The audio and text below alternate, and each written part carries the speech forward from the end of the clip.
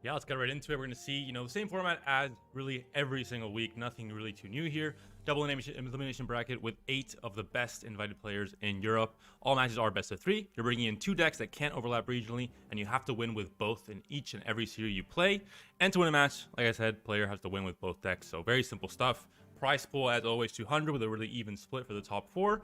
And the 2 players that get first and second in this tournament are invited for next week as well. So they can kind of keep on going and just keep that chain of Fight Night wins that we've seen some players able to pull off in a few of the Fight Night tournaments.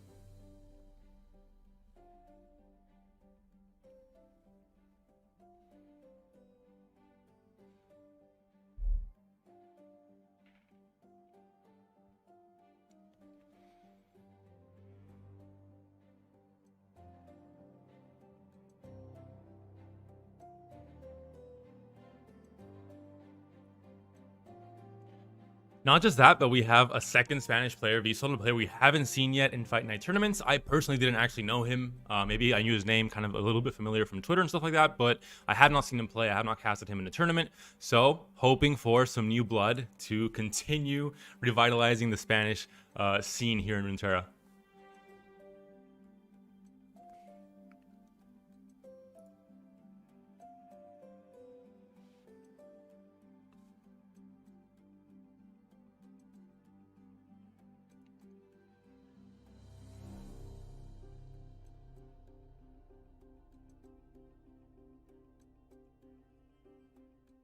Yeah, Iceborne Poros is a deck that was taking over the ladder last week. It was very, very popular.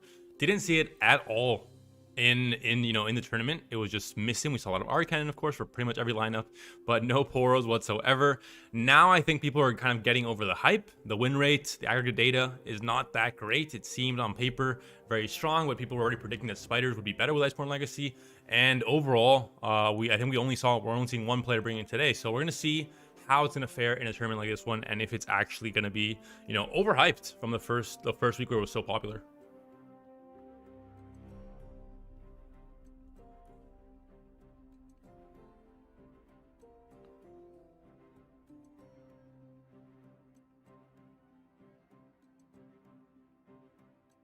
That everybody's always talking about Italy anymore. Still a fantastic scene that's still growing and has a lot of strong upcoming and veteran players.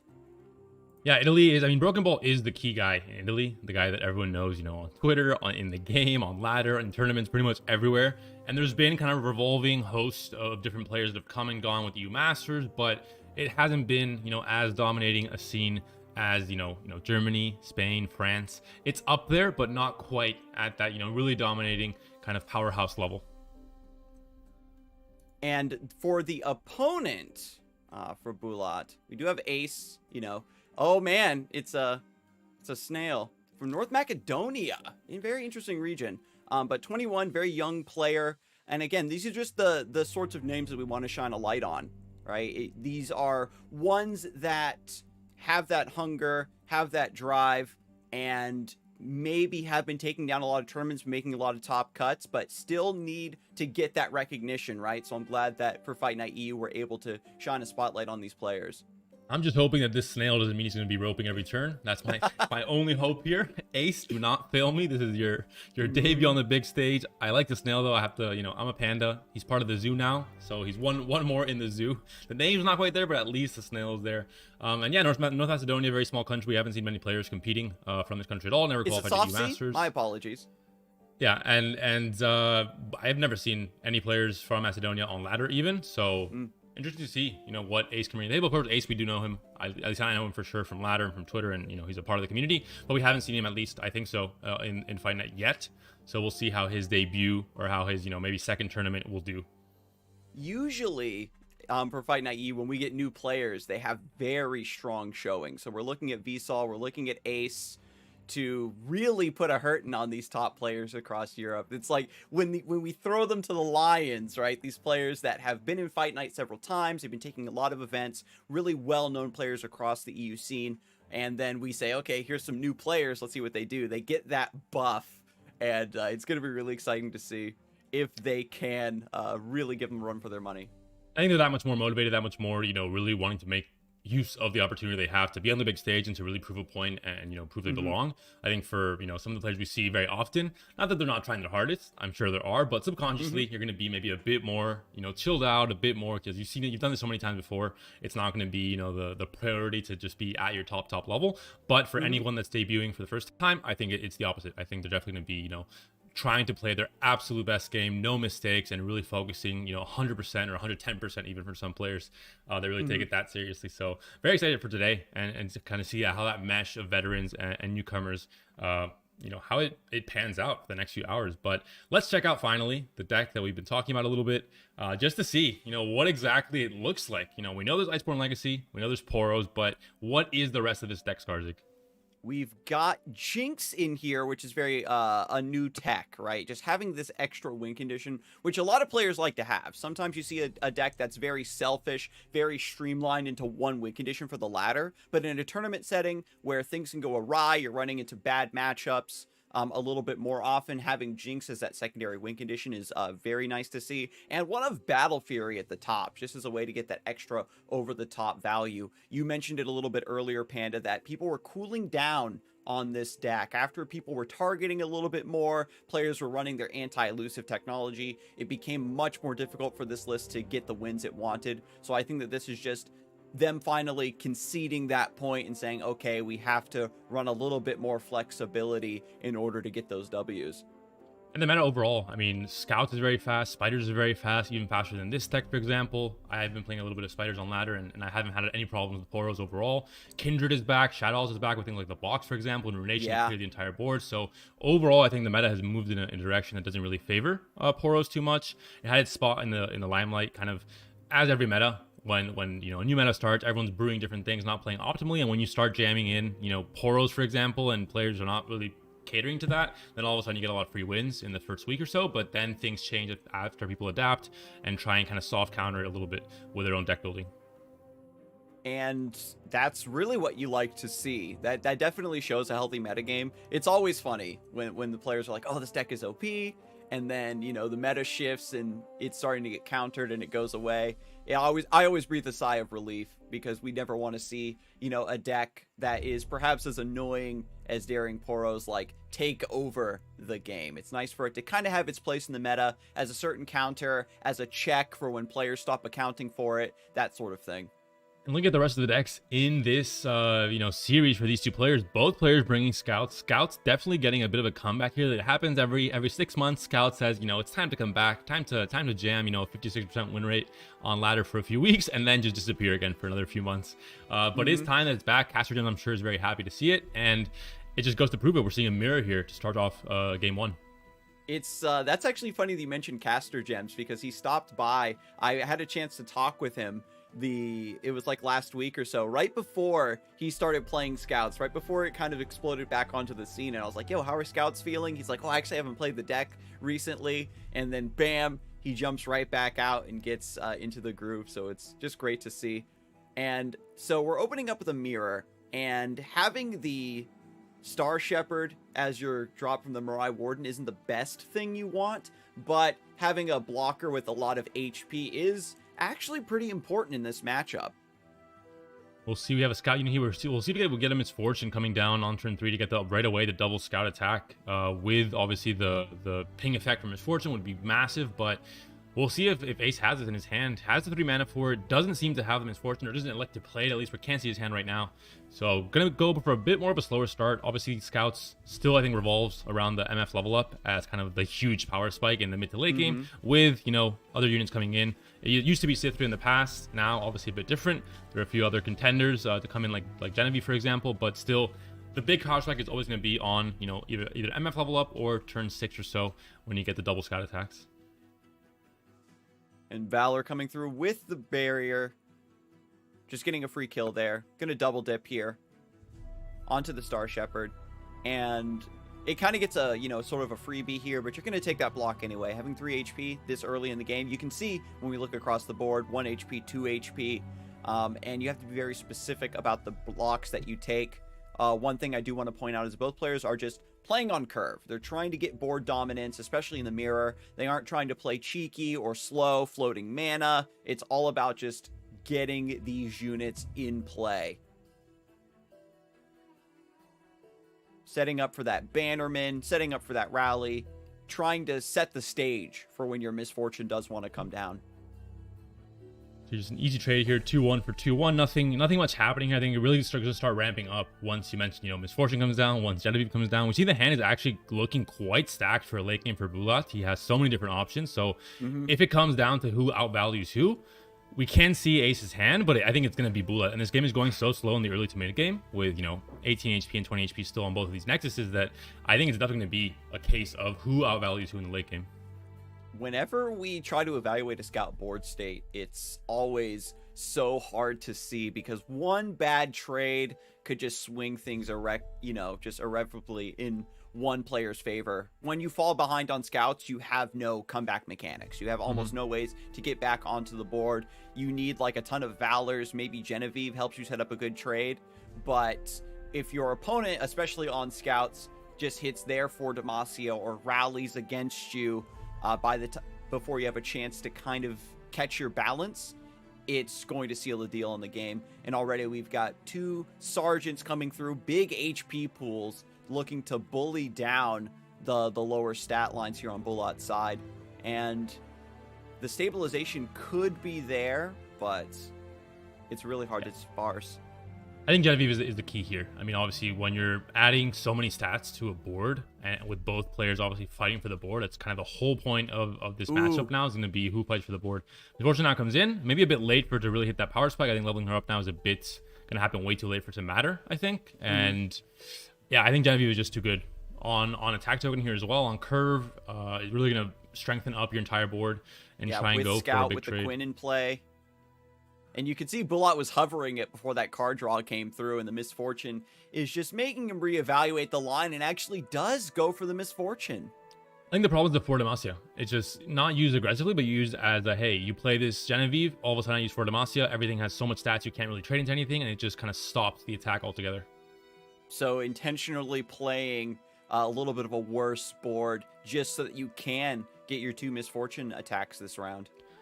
And if it's played on offense from Ace, then you have your own to answer back. So it's not really the end of the day, just going to keep things, you know, equal parity. And again, because the HP total is still so high, you can take a few hits to the Nexus, and that's fine as long as you're playing for the long con, for like the biggest value possible in the next stack token turn when there aren't 4 Demacias, for example.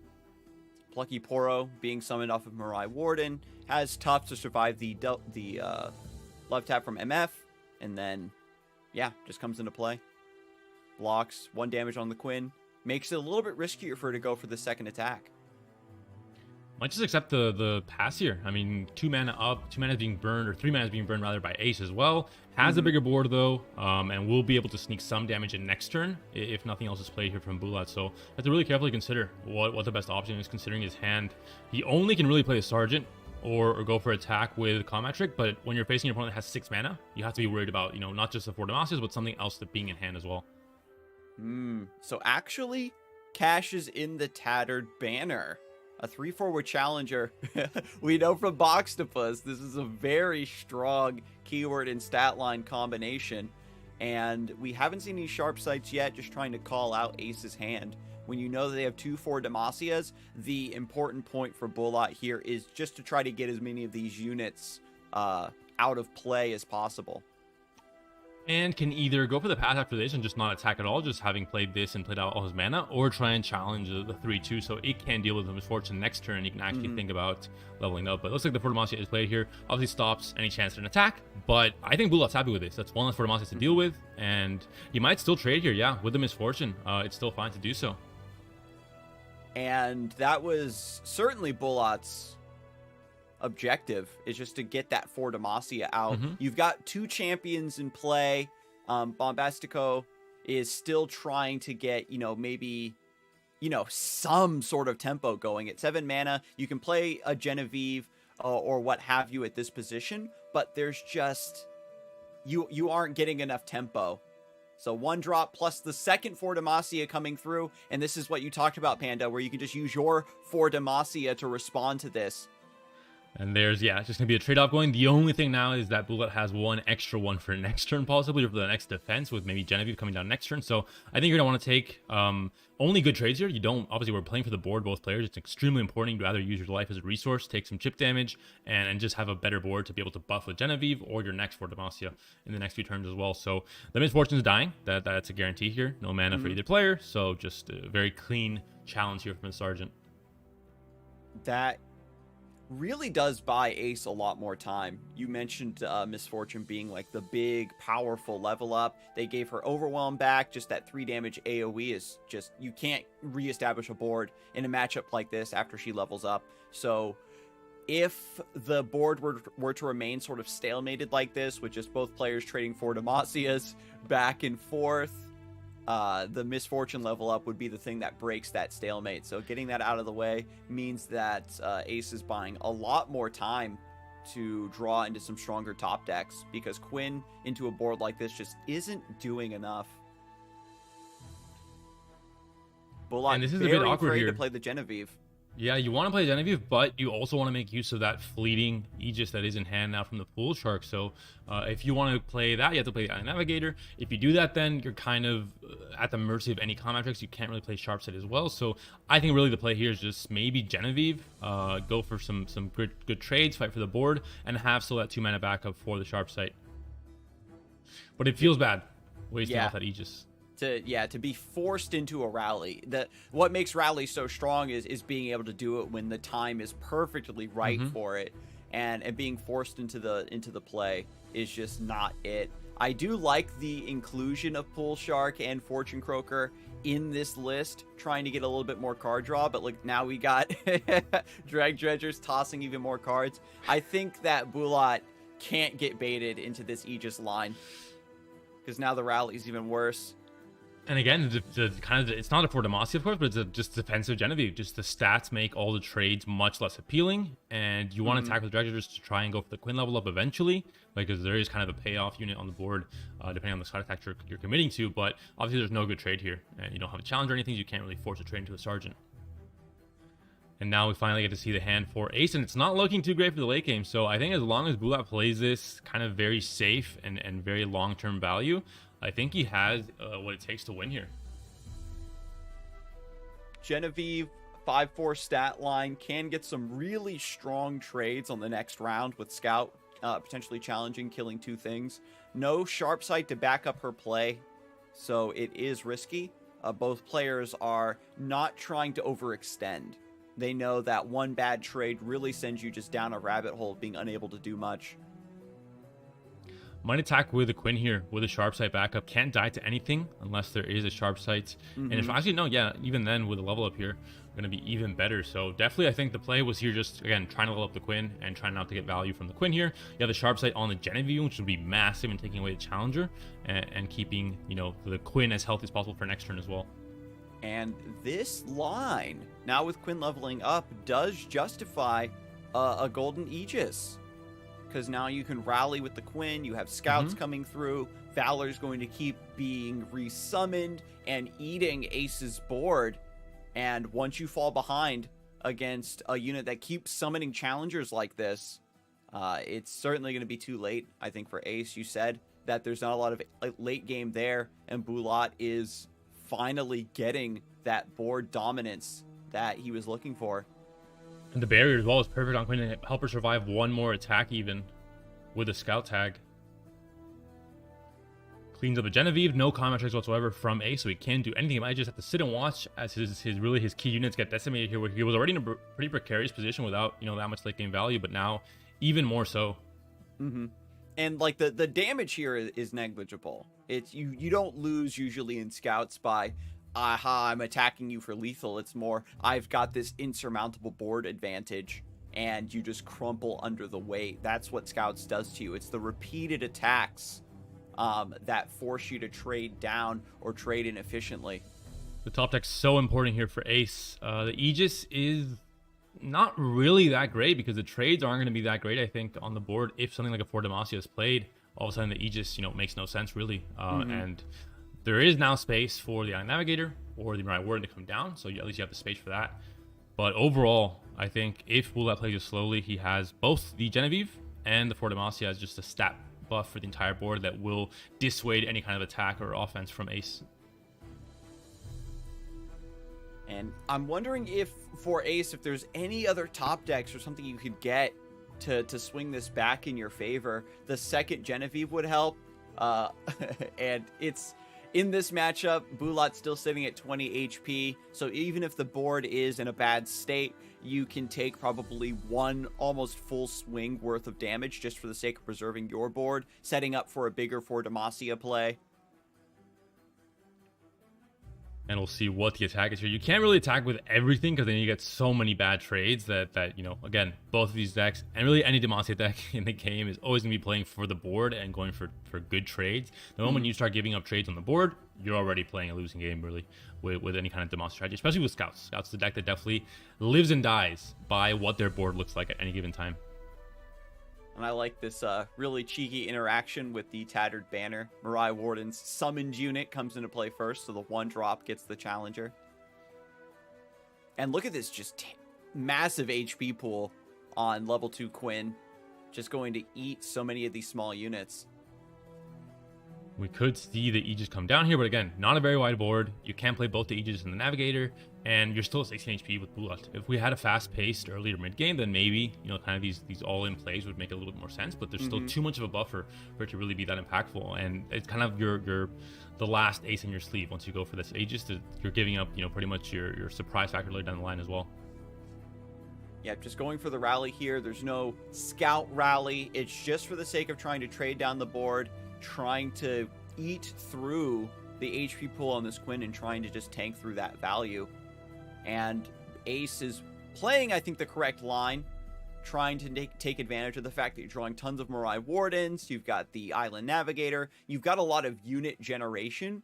But in terms of cards that can attack safely, stay alive, have pretty sizable HP pools, especially in the context of this matchup, you are just getting way too much value. Ace is going to be down to one card, and even with only two things attacking, as Valor comes down, gets another fantastic trade, another swing is going to come through again, Ace is just not going to be able to set up on this board any longer. And the sharp side top deck looks great to try and finally kill off this Queen. It's getting so much value for Bulat, but there's a sharp side that's been waiting in hand for, you know, so many turns now as well to answer right back. So we're back to the same pair. We have the 4 Demacia to kind of dissuade any attack next turn, and Ace will 100% live by what he top decks. If it's going to be kind of a power play, maybe he can get back into the game slowly, but if it's any kind of dud or you know, 1 or 2 mana drop, I think it's safe to say he's definitely out of the game at this point. Yeah, what even is your best draw? Again, the Genevieve is probably the power card of this deck. But because you're not going to have much of a board after these 2 attacks, it's already going to be kind of a moot point to have anything that's buffing a board that doesn't exist. And there it is. Sharp sight into sharp sight. There's no blockers that can make this trade happen. And all this is going to do is, you know, Genevieve can pull the 1/1. Valor comes through to pull the 2/2, so the 7/1 Quinn still gets to attack for free. It's a huge, already, you know, really amplifying the amount of damage here, really starting to accelerate the tempo of this game, making it so that there's even less of a chance for Ace to be able to, you know, survive over 2 or 3 turns, get a lot of great top decks, and then get back into the game. At this point, I think it's pretty unlikely, and Valor is, I think, not the play that's going to win you the game here. Valor comes down. Misfortune just being summoned. It doesn't matter. Valor's just going to die 1 for 1. We've got lethal on the open attack for Bulat, and there's the Shen emote, of course. Just a really solid game 1. Bulat drawing a lot of that late game value that you want to see out of scouts, especially in the mirror. When it comes to Demacia mirror matches, the winner usually is the one that goes the biggest. Yeah, especially when the early and you know, mid game isn't really that fast tempo. It just doesn't punish the player that has that very heavy hand as much. And once you get to the late game, you start dropping 6 drop after 6 drop after 6 drop. We saw with Cithria, you know, at the very beginning of scouts, where whoever had like the 2 Cithrias in a row, yeah, there's no chance you're beating, you know, +2/+2 on the entire board, plus the fearsome, of course. And because the board is very clogged in the early to mid game, it's low tempo because no one wants to make those bad trades. So whoever's able to buff that very clogged board more ends up taking it there. And we saw with the hands, it was pretty clear that Bulat would be the victor, and it was the case in the end. Because Scouts is a deck that kind of roars back onto the scene after lying dormant for so long, it shows up, and then players need to kind of remember how to play the mirror and also account for potentially new cards, new techs that are showing up. Like, both players are running Scouts, but it's not Stony Suppressor, and it just opens up this completely new texture to the mirror match. But getting into round 2, we've got Scouts versus this Daring Poro deck. We'll see if the copies of Jinx and that one-of copy of Battle Fury will be enough to close out versus this list. Scouts versus Elusives, generally a very favored matchup because Scouts does have a lot of challengers. But if Bulat gets the right sequence of draws, you could force Ace into a situation where if you don't draw at least 2 copies of Sharp Sight, you might just lose.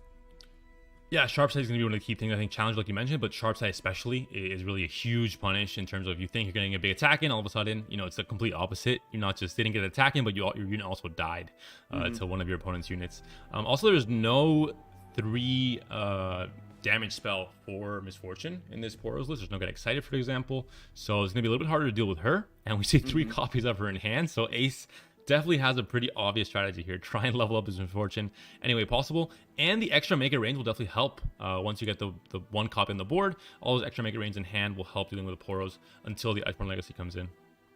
This looks to be the line for sure. And we've got the double up, which is a tech we didn't get to see from Ace's list last game. My goodness, that's how that last game was so long ago, Panda. It feels like that it happened so long in the past. But if it was a target mirror, maybe, but it was a scout's mirror. Come on, Scarzig. Yeah, but what I mean to say is Bulat is in a very awkward spot. You want to float a lot of mana in this matchup so you can set up for your Poro Snack, set up for your Iceborne Legacy, but Scouts is a deck that demands that you play at its pace. You have to meet it on board or you fall too far behind. And so Bulat is just looking to, how can I develop as cheaply as possible to defend myself and set up for this Poro Snack, because you need it to live through Misfortune now. You need it to survive Make It Rains. Yeah, that's the thing. I think the one key thing is that you have that surprise factor of, hey, I have a Poro Snack to all of a sudden counter your Make It Rain. But that's only one, small battle being won. Everything else is the fact that you still have Poro's going to be 2-1s at that point. It's still that of Misfortune if they're pulled by a challenger. So overall, I think right away the matchup is not looking too great for Bulat. And Ace, I think, also had a very strong hand with Misfortune, with great backup with Navigator, and now with Quinn as well on curve. Yeah, he had Misfortune and Misfortune and Misfortune. He's a fortunate guy. Getting Saga Seeker off of the Island Navigator. I was secretly hoping that, we can get the Sharp Sight train going on that thing, get it scaling, but just trading it down, keeping the board under control. That's still now 2 procs for Misfortune number 1, and this Misfortune is just going to level up. This is, Ace's lineup just being one step ahead of Bulat's, where Scouts is catching up the Daring Poro matchup, but also does a little bit to pressure Ari Kennen. But now we've got 3 Daring Poros, no Sharp Sight to block this. We're getting the train up and running. We've got Poro Snacks, maybe Iceborne Legacy off the top. No. Genevieve coming down, buffing everything here. I mean, it's looking grim. The Poro Snacks will allow the Poros to maybe trade because they won't. Never mind. Just going to concede that one. Bulat going to take that game 2 and just, keep his mental nice and fresh, go straight into game 3 because he knew that it was over. It was looking very grim already. And just the matchup, how it's the matchup on paper, maybe not that favored, not that crazily favored to Ace, but the way the hands played out, the way the early rounds played out, Scouts' deck really snowballs. Once it wins the board and it wins those few very good value trades early on, with Misfortune pings, etc., then it just gets out of control very quickly. Mm-hmm.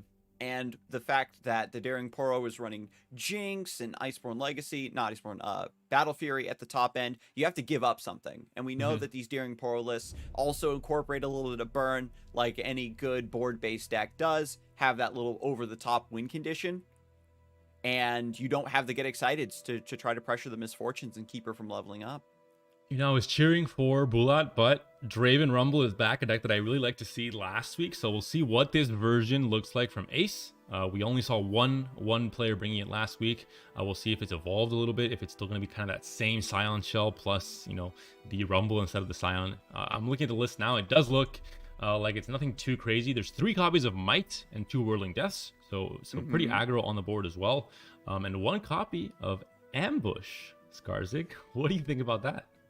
Ambush, it's funny because players used to high roll really hard with 3 copies of Ambush, try to just get that one really aggressive hit. And the 1 copy has been, I think, what players have settled on now. I like the Archivist as well, getting the Mystic Shot for the Risen Rider, getting this massive threat out of the way and retaining your 3/3 as a blocker. But I like the 3 copies of Might. That does make a lot more sense to me. You get to punish Ari Kennen really hard when they go for those joke blocks. They put their Dancing Droplet up and just recall it, and they have that nice ghost blocker in front. Might is going to allow you to smash through tactics like that. So Ace was expecting a very specific field of decks for sure, bringing this deck with Might and also Scouts. And the Archivist was a good pull with the Mystic Shot, but overall his hand is looking a little bit clunky. You have 1 Poro, not much more Poro synergy, then you have a lot of, much slower spells that are looking for a more kind of value-oriented late game, but we might not make it there because you're seeing a full board and a Rumble attacking you on turn 5, and it's already looking pretty scary. This is the deck's power play. Rumble comes down, activates 3 discard synergies. You get the Reborn Grenadier, you get the Flame Chompers in play to set up an even better trade, swinging down to 8 HP, and when you take this big swing, it doesn't matter what you do for the rest of the game, because now Ace has 20 HP, can just not block almost for the rest of the game, and just keep throwing burn at the face. We see there's already enough in hand. Yeah, all the damage is already there. 8 HP, no way to heal, obviously, in Iceborne Legacy. Poros, there's nothing the deck that can do it. And you would think, you know, Battle Fury, maybe there's a chance to go for this crazy all-in, you know, all or nothing elusive attack, but there's 20 HP still in the Nexus for Ace. So you're very far away from that. You have to have like 10 HP right now at this point to be able to go for that play. So it's looking very much in favor of Ace, like you mentioned. No way to deny spells, no way to heal. So, I mean, what are you doing against this burn? We got 4, and now we just have Ballistic. Yeah, we have the Ballistic Bot Ignition coming through into Get Excited just to end the game before this matters. And so Ace is going to take game 3 in this first set. Even though you lost the Scout Mirror, the decks that you did have were just super strong versus Daring Poros. I like that Bulat tried to go for a mind game. Last week, players were too afraid to bring it. And then for this week, trying to bring it maybe after players weren't considering it anymore, but the decks that players brought to counter Ari Kennen also catch up the Daring Poros. I love Bulat playing a lot of, you know, emoji games, emo games in the first game 1, and Ace is giving it right back to him in that game 3 with, you know, the flurry of different emotes he was able to use there. But yeah, overall, I think I mentioned it last week, Draven Rumble rather, sorry. Scion is out of the picture now. It's looking like a very good deck, and we see it here again, just very fast, very efficient at dealing damage. I've been playing Spiders on ladder, but maybe I have to make a switch and go for the Rumble deck instead, because it's looking pretty good to climb fast and to win fast as well. If we can find a way to get that deck over the hill when it doesn't get Rumble, then certainly. But we'll take a look now at the bracket and see how the rest of round 1 played out. Even though it seemed like that set went really fast, round 1 is already concluded. We've got Gamebreaker advancing versus our newcomer Vissal, and Batchtack going up against Sari in the next round. These Metafy coaches really putting in the work here.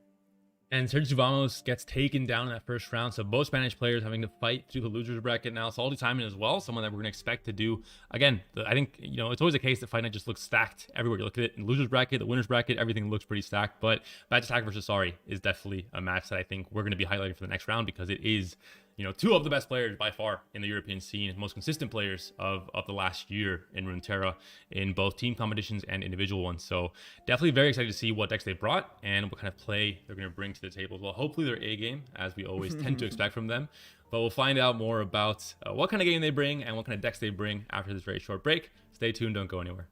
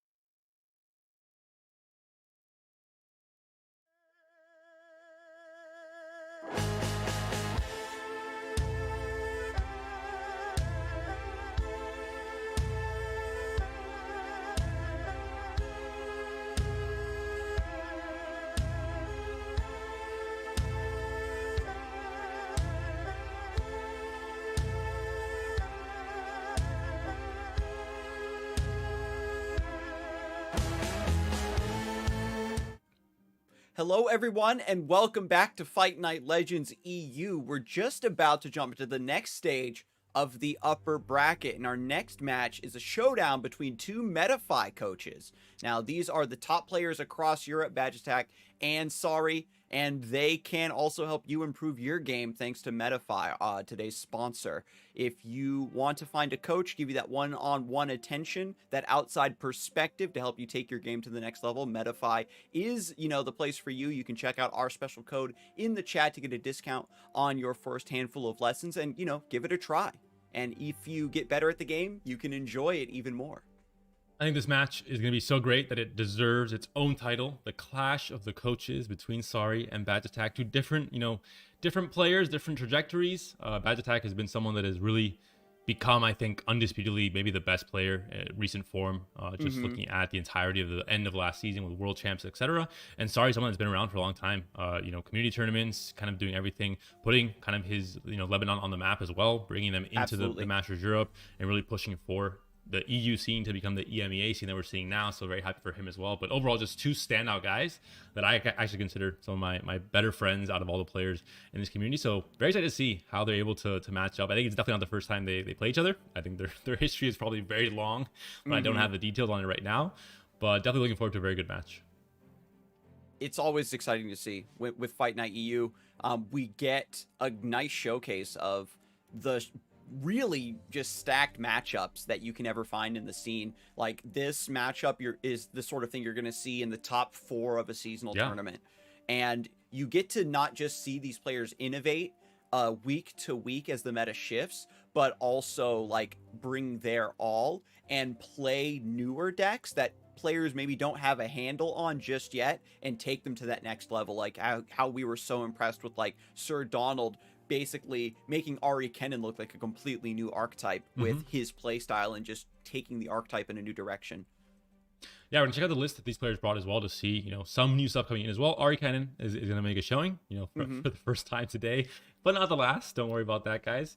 We'll see if it's gonna be the same version that Sir Donald played, but I think the key deck to highlight here is gonna be the Zillion Xerath. I think it's a deck that I've been playing a lot this past week, back on, the hardcore grind to get to Masters, and I've been seeing a lot of Zillion Xerath in the meta, and it's the return of, the Arsenal, a card that players feared and loved a lot when it became a big thing. It died down over time a little. It wasn't played as much, but now Xerath is back, and really one of the scarier champions. When it finds a place on the board with the right landmarks, surrounding it, it can suddenly just decimate your board and do a lot of damage as well to your Nexus, and it really swings the tide of the game very quickly.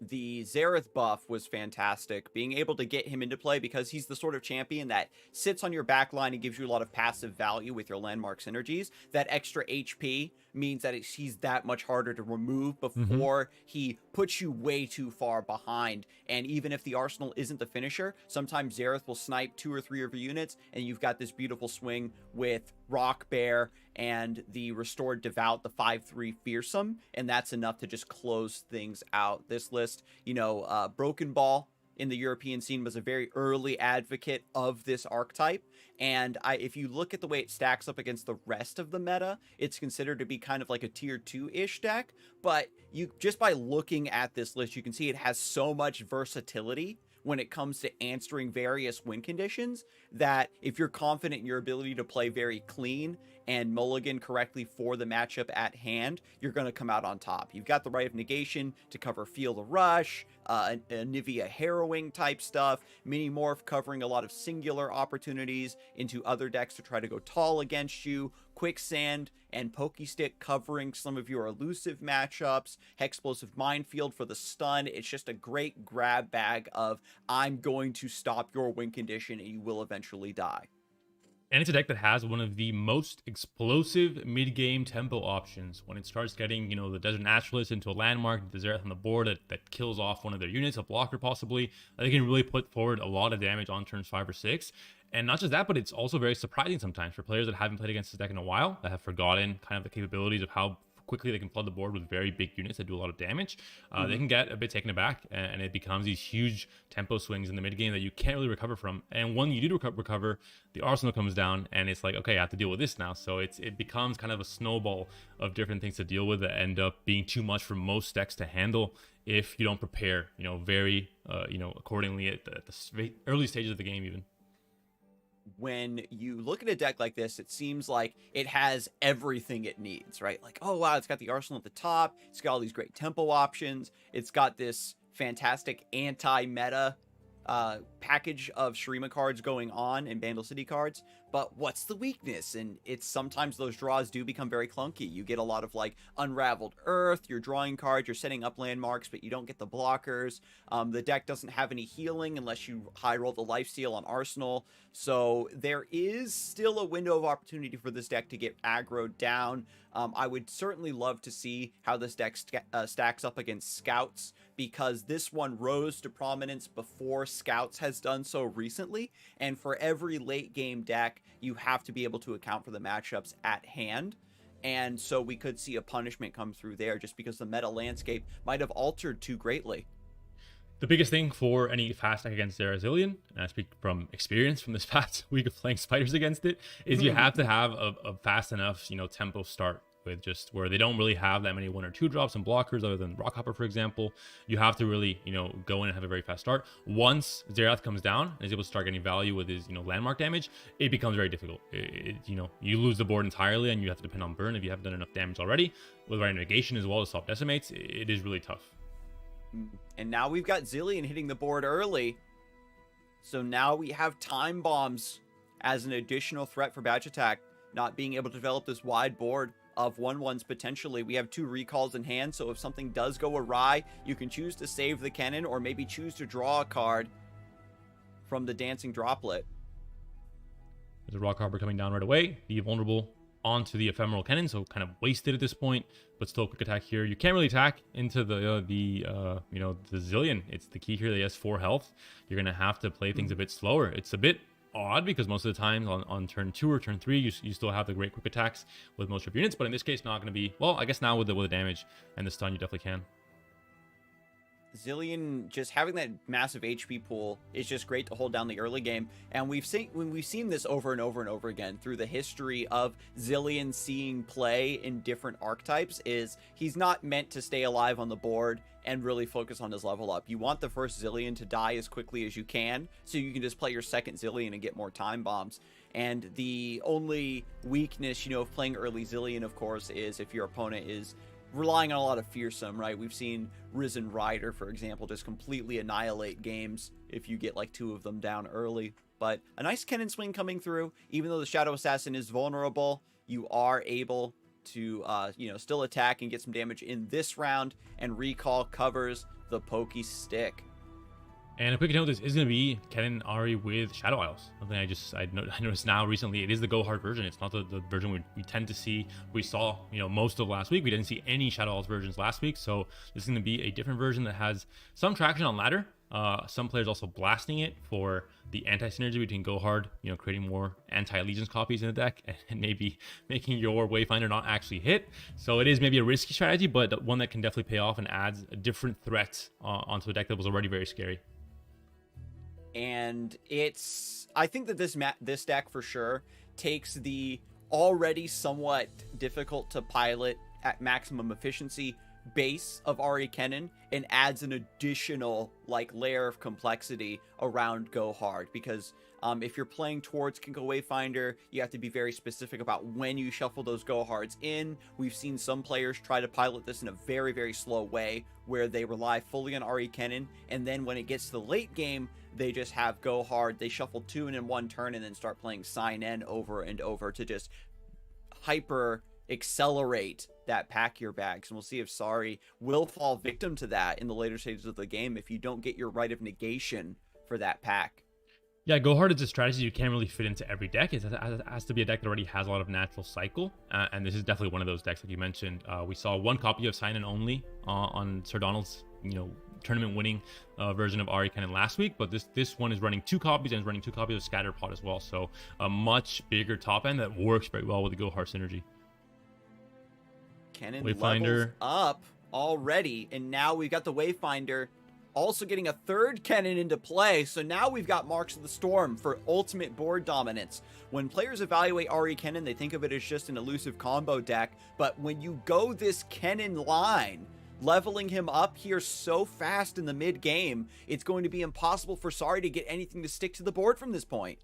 And I was gonna say, you know, we're not seeing Sari's hands, so it'd be, you know, hard to really guess what he can do about this. But I think it doesn't matter. I think this is just too far gone for Sari to really be able to deal with Kennen leveled up and the great hand still for the late game with the sign-in as well.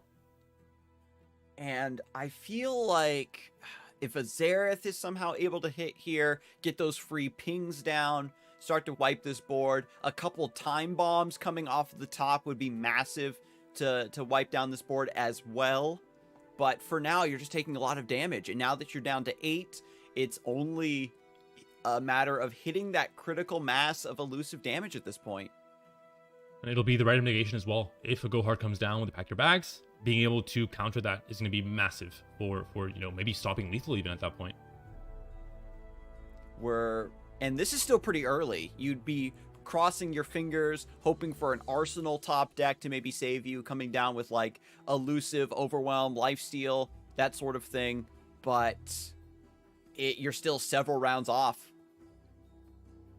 We could see Xerath now coming down. This is the big power play, but there was a landmark destroyed that last turn, so heads up play there to make sure, by bad tech, to make sure that there isn't going to be that much more damage coming in from Xerath. But there is still some landmark synergy. Both the unraveled here, damage is going to come through immediately as soon as the unit comes down.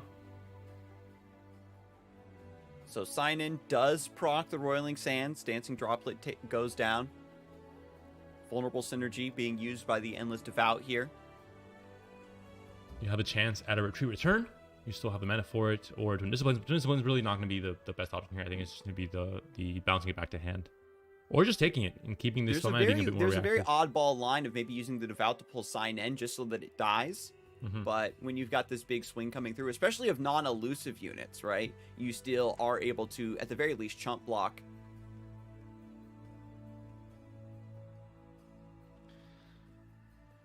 Retreat just to cycle this droplet while you have the opportunity so that it doesn't die to Xerath. Deny can be massive, possibly, in the next few turns, but we do see now there is red negation in hand for Sari. Unfortunately, I think that most of the damage will come here through Twin Disciplines on possibly an elusive, just kind of an all-in strat. We still have a chance to cycle still a few more cards, draw even more, with the Dance of Droplet being, you know, bounced back and forward endlessly here. This was looking like Badge Attack was about to run away and close out the game, but Xerath is making the miracle seemingly happen. This continuous pinging of the board, wiping it down, has really kept it under control. And even though this is another really strong swing coming through, Sari does have a lot of options to play around this. There is mana for right, but can't stop, you know, the burst speed spells with Twin Disciplines if they do come down. Ari, of course, becoming one of the scarier targets, so it does get buffed. Make sure she'll kill anything that blocks. So the blocks are always going to be very, very difficult for Sari to predict. Oh yeah, she is about to level up, huh? And there's a twin coming down just to guarantee the maximum damage when she does switch with the Conspirator. Damage going straight to the Nexus, of course, as well. So is there anything Sari can do at this point? Yeah. Lethal is presented. This version this version only runs one copy of Quicksand. Really unfortunate. We started to get the engine of Xerath up and running, but after taking that big swing after the Kennen level up with Kinko Wayfinder, it was just too much. Yeah, the tempo from the early game, the whole game plan, we saw Go Hard not really become anything, you know, any part of the deck. Is the magic of this deck is that Bad Attack has built this version in a way that it's still our Kennen. It still does all the same things, but it has that extra, you know, plan B or plan C of having the pack your bags as a possibility to really shut down, you know, someone playing for a board, just, you know, wipe that completely and have an option to still clean out the game when you have that last bit of damage you need to do on the next side, kind of a burn option as well. And Sari, of course, just wanting to go for the next game. There was a line, we're seeing chat talk about it now, going for the Hourglass to stop the Ari blocker, buy yourself another turn, but there was Deny in hand for that into right. Mana, I don't know if there was enough mana. Yeah, there was only 3 mana. After the retreat return was played, only one Twin Discipline could have been played, and already played the Twin Discipline, so it's only 1 mana actually available to be used there still. But overall, yeah, would have maybe been a play to prolong the game a little bit, but I still think it looked in favor of Badge Attack. And Badge Attack now playing Scouts into this landmark control. Has a pretty wide board development, has Misfortune on 3, but sorry, already hitting the board with Zillion, the Fortress, 4 HP, gonna block out a lot of damage, and now transitioning potentially into Xerath in the mid game is going to allow him to keep this board under control, and that is how you beat scouts, right? You just keep that board removed, and eventually they run out of resources, is basically what you're crossing your fingers for. And Broken Ball, one of the key players on this Xerath Zillion list, said just not too long ago in chat that this deck farms scouts. So we'll see if Sari will defend his honor and actually farm Badge Attack here. If it isn't the case, we will all know that Broken Ball is now a certified liar, and he's never to be trusted again when it comes to meta and the decks in Runeterra. But now we got Xerath hitting the board, and you still got that passive damage proccing. Oh, the McDonald's French fries being summoned and tanking, living through the Xerath hit. Oh my god, when you made you made that joke the other day, I lost it. It was so funny. Scarzig, I have to admit to you, I'm not the first to make that joke. I'd like to take the full credit, but I've heard Mogwai say it before. I thought it was an obvious thing that this was the de facto name for this unit. I don't know its actual name. I just call it McDonald's French fries at all times. But at any rate, you know, this order of fries is big enough to survive, and you know, maybe do a little blocking this turn. Sorry just has to pass. In this matchup, you can't swing into scouts. It's just all about defense. Unfortunately, the Rockhopper with 1 HP can't really do a lot versus the Misfortune Ping. And, I mean, where do you go from here? I guess you could play Time Bomb into Rite of the Arcane, try to go for a really nice board wipe here. Yeah, the key will be trying to kill off this Misfortune before she levels up. I think that's the game plan for Badge Attack as well. I think with Xerath coming down this early, it's one of the key things you don't want to see when you're playing against this deck, especially when you're playing for the board, because he just decimates the board. The moment he comes down, you see all these landmarks getting destroyed, and all of a sudden your entire board is gone. And 3 damage to, you know, the weakest unit is always going to kill it, so it just starts, you know, firing through your entire board. And when you're playing a board-based deck like this one, that's pretty relevant. Brutal too. With the Unraveled Earth here, it's so punishing. Scouts needs to develop into the board. We've seen like Unraveled Earth not really do a lot in certain matchups. You know, against decks that aren't really playing a lot to the board, like Heavy Control, or decks that can summon a lot of tokens to eat the vulnerable. But this working in tandem with Xerath means that you're just pinging a lot of stuff down. And there's Misfortune just barely surviving, and Sorry now out of mana. That was his play that he was hoping to really kill off Misfortune here. A lot of cheap, weak units as well, thanks to the Island Navigator, that were able to tank those hits from the Xerath as well once Landmark was destroyed. But Misfortune still, you know, kicking and screaming here and trying to survive enough to really, you know, put the game into the next gear once he does level up. Yep. And now we've got the Relentless Pursuit coming through. Gonna give extra stats to the Challenger unit here to set up for Misfortune and just wipe this board. See the Caitlyn emote there from Sorry. I'm sure Broken Ball is you know, the same emote he's doing with his own coffee or tea as he's watching, because he knows he's about to be put on the spot as Misfortune levels up, one of the scarier levels up in the game, not because of its power level, because of what it means. When you see this happening, you know the surrender is going to come in, and Badge Attack will take the game 2, and Broken Ball is a liar. Confirmed. That was, I think, the perfect sequence you really want. Having the Misfortune and the Island Navigator, the units with, you know, the most HP on average hitting in the mid game to survive through those Xerath pings was absolutely key. Being unable to play Hexplosive Minefield or get the Endless Devout, something that can really mix it up and trade down the board alongside the Xerath, really, you know, spelled doom. And the sharp side, that matchup there, killing off that Misfortune there with the Xerath, where it was kind of the all-in play from Sorry, where you had no more mana. If that didn't go through, if it didn't work, it was, you know, pretty much over. You had no other options. With all that mana still up for the Scouts player to play off a rally like we saw there. Once that sharp side was there to answer, that was GG, because Misfortune was able to level up. And, you know, we've all seen it before. We all know, you know, it's one of the, I think, the one undisputed truths in Runeterra is that when Misfortune levels up, you are in big trouble. No matter what deck you're playing, if it's control, if it's aggro, it's never something you want to see. And we got to see why in that case, with Badge Attack taking the very quick and very clean 2-0 over Sorry. I'm guessing we still have a few more matches going on in this round that we can still check out. We'll have to see. It was pretty fast, but we'll have to see how everything else went. We can check out the rest of the bracket right now. But I think with Game Breaker, advancing, and the Magitek also advancing. We already have another 2-0. This is a quick one, Panda. A lot of the players are hungry. They have some powerful decks, and they are cleaning up these sets. My goodness. I think the real reason is we haven't seen Targan yet, and Lobster and Dyna are not playing this tournament. So we might end too soon, earlier than I would have ever expected at this pace, because players are playing, again, Scouts. It's now that Scouts Draven is back, Rumble. we're getting fast fight nights again. Too fast even. Players have to, I've never said this before, but players, please slow down, take your time, make sure you're going through all the right plays. Oh my goodness, Panda wants you all to slow down. It's definitely a new year, but that's it for this round though. All games are actually finished, surprisingly enough. We did see Vissel, the debut Spanish player, taken down, but Sergi is still in it and fighting to get that Spanish bias, back in the grand finals, hopefully after a few more hours. But we're gonna do a very quick break, and we'll be back with the round 3, with the winners final of this tournament. So stay tuned and don't go anywhere.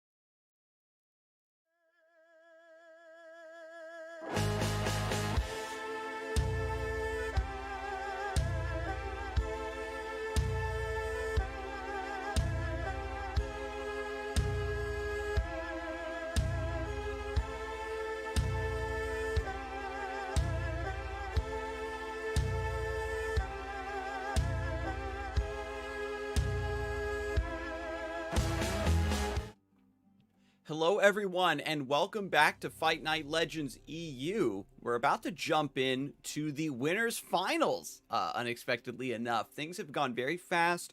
Players now with Scouts added back into their arsenal, reappearing in the metagame. It's made for some very quick games and a lot of 2-0s. Players were, with the meta being so diverse, I think as well, players are trying to just mind game each other and just getting really exploited, unfortunately. And we have two great players in this winners final as well. Last match we just casted between Sorry Magitek was, 100% a certified banger. But this match as well, Magitek versus Gamebreaker, also two, of the strongest players in their own countries. And they're two countries that are actually, quite dominating in Europe, Germany, and Czech Republic in seasonals and Master Europe tournaments. So overall, a lot of accolades between these two, and also some similarities in the decks they're bringing to the table for this series as well. Both of them bringing Ari Kennen, but both are also versions with Go Hard. We didn't see it at all last week, but it is becoming a bit more popular this week, especially in the mirror itself. It's said to be better in the mirror because obviously, the chance to just, completely destroy the board with pack your bags and be able to go for a full attack and maybe a lethal swing is going to be pretty massive. And just having the extra ping, I think, is nice to pressure your opponent. We saw from like the Bandle City Targon piles, having that extra 1 mana thing that threatens the Dancing Droplet or the Kennen or what have you, and forcing a card or a response from the Ari Kennen player just allows you to do a very cheap win condition and then also tax and pressure your opponent's development. This is Gamebreaker's version, and there's only a small change between both players, where Gamebreaker is running only 1 copy of Scattered Pod and opens up that next slot to have an additional Notify. And it might be relevant. Obviously, having a Notify on Go Hard is going to fizzle it completely, stop it from cycling to the deck, and that's one less copy that can start, kind of generating that cycle to get pack your bags earlier. So it might be pretty relevant to have that extra Notify, especially in the early game, where I think it matters most to have that huge kind of swing in your advantage by stopping a Go Hard, for example. Not a tempo advantage, obviously, because it is more mana than the Go Hard cost, but I think it might not matter too much. It's more important to maybe stop the Go Hard altogether. Yeah, and then if you have the Notify, not only are you slowing down your opponent's Go Hard, you can also maybe snipe a recall, things of that nature. So overall, I think it's a really nice opportunity to see how this deck will continue to evolve to account for its own mirror matches, right? It's like, okay, we're running Go Hard because it's good in the mirror, and is there a different splash that's not Go Hard from a completely different region now that makes it even better in the mirror? Like, I've even seen Icevale Archer popping up in the data here and there. But the key thing in the mirrors, of course, is always going to be having that, the right draws at the early game, to the right pressure, the right attack token in a deck that it might matter a lot. If you're attacking on 4 when you have Wayfinder, for example, whoever gets Wayfinder, whoever doesn't, is going to be very relevant. If you hit Allegiance or not, as we saw, can be very relevant as well. If you suddenly hit a dud when you play Wayfinder, you don't get your Allegiance, all of a sudden that puts you back so much. We saw Sir Donald suffer from it in 1 game, but he still came back because he was able to really. I think that was the game that he really. Made use of Seinen to the best way possible, leveling up the Kennen with just the 6-drop. But overall, it is very difficult if you miss Wayfinder to recover. And I think too, when it's going to come to this mirror match, is both players might be adopting that slower, value-oriented style that we did see showcased beautifully by Sir Donald on his big win. Now that, this list is being targeted a bit more and accounted for, players can't go all in on an aggressive, elusive win condition and need to play these slower games. And that's why we have now the second copy of Sign-In and Scattered Pod and Go Hard, these very value-based late game win conditions, even running Double Deny, right, to catch a lot of the other matchups. And if your opponent is super dedicated to playing a slow value game, if you have a very awkward hand, or you whiff your Kinko Wayfinder, your opponent might not be able to shift gears to punish you. So I think regardless of draws, we're almost guaranteed a very long game. And if that's the case, my money has to be on Gamebreaker. Despite, I think Vaztak is a fantastic player. I think his specialty has always been on more mid-rangey decks. I think from my experience casting Gamebreaker, over many, many different tournaments, not just Fight Night tournaments, he has always been one of the undisputed best control players, but also most patient control players. The things he's done with Karma in the past, I have been in just amazed at how he's able to bring back games and really play for the longest of cons, going to turn 20 to win the game at that point. So if it goes into that gear, as you're mentioning, I think Gamebreaker has the experience to really get the most value from his cards. And in this matchup, there is a potential where you want to play slow and you just draw like this very aggressive idea, and then you just go in. And Badgetat getting Ari on 2, Kinko Wayfinder on 4 with the attack token might facilitate that quite nicely. The hand is very awkward for Badgetat. Actually, it's very weird to have a hand that you can't really work with until turn 4 with this deck, because of how much cycling there is and how much cheap you know, cannons and droplets, etc. But it's the case here. Very awkward. Double homecoming, double wayfinder. No real target for the landmark here. So now everything's going to start, obviously, you know, jumping to the next gear. You're going to make use of all these big plays, but that early game could have been more punished by Gamebreaker, but because it's going to be a more value-oriented game, like you mentioned, not a big punish there for Badge Attack. And we can see here Wayfinder getting the droplet, getting the cannon. Both players cutting the mourned as well. Don't want that extra just elusive beater. Guarantees you get your droplet and your cannon. So now we've had a wide swing coming through, and even though things were looking pretty awkward, Wayfinder getting such a wide board, getting your powerful cards into play, the ones that you just want to keep cycling, is so important for this list. Even holding back the Wayfinder to not give that value up for the Ephemeral Cannon body.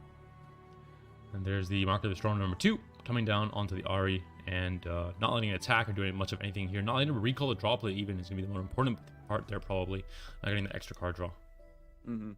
Badge Attack showing a lot of patience there. You know, you can use your Twin Disciplines to make sure the Ari survives, but she still gets stunned, so you aren't pushing through any damage. And then you just save the Twin Disciplines for when you're trying to swing for lethal, or you have to get an even stronger trade down the road. So again, just demonstrating that patience. Both players are definitely in it for the long run. Badge Attack, again, being forced into this very swarmy line with a double Wayfinder draw.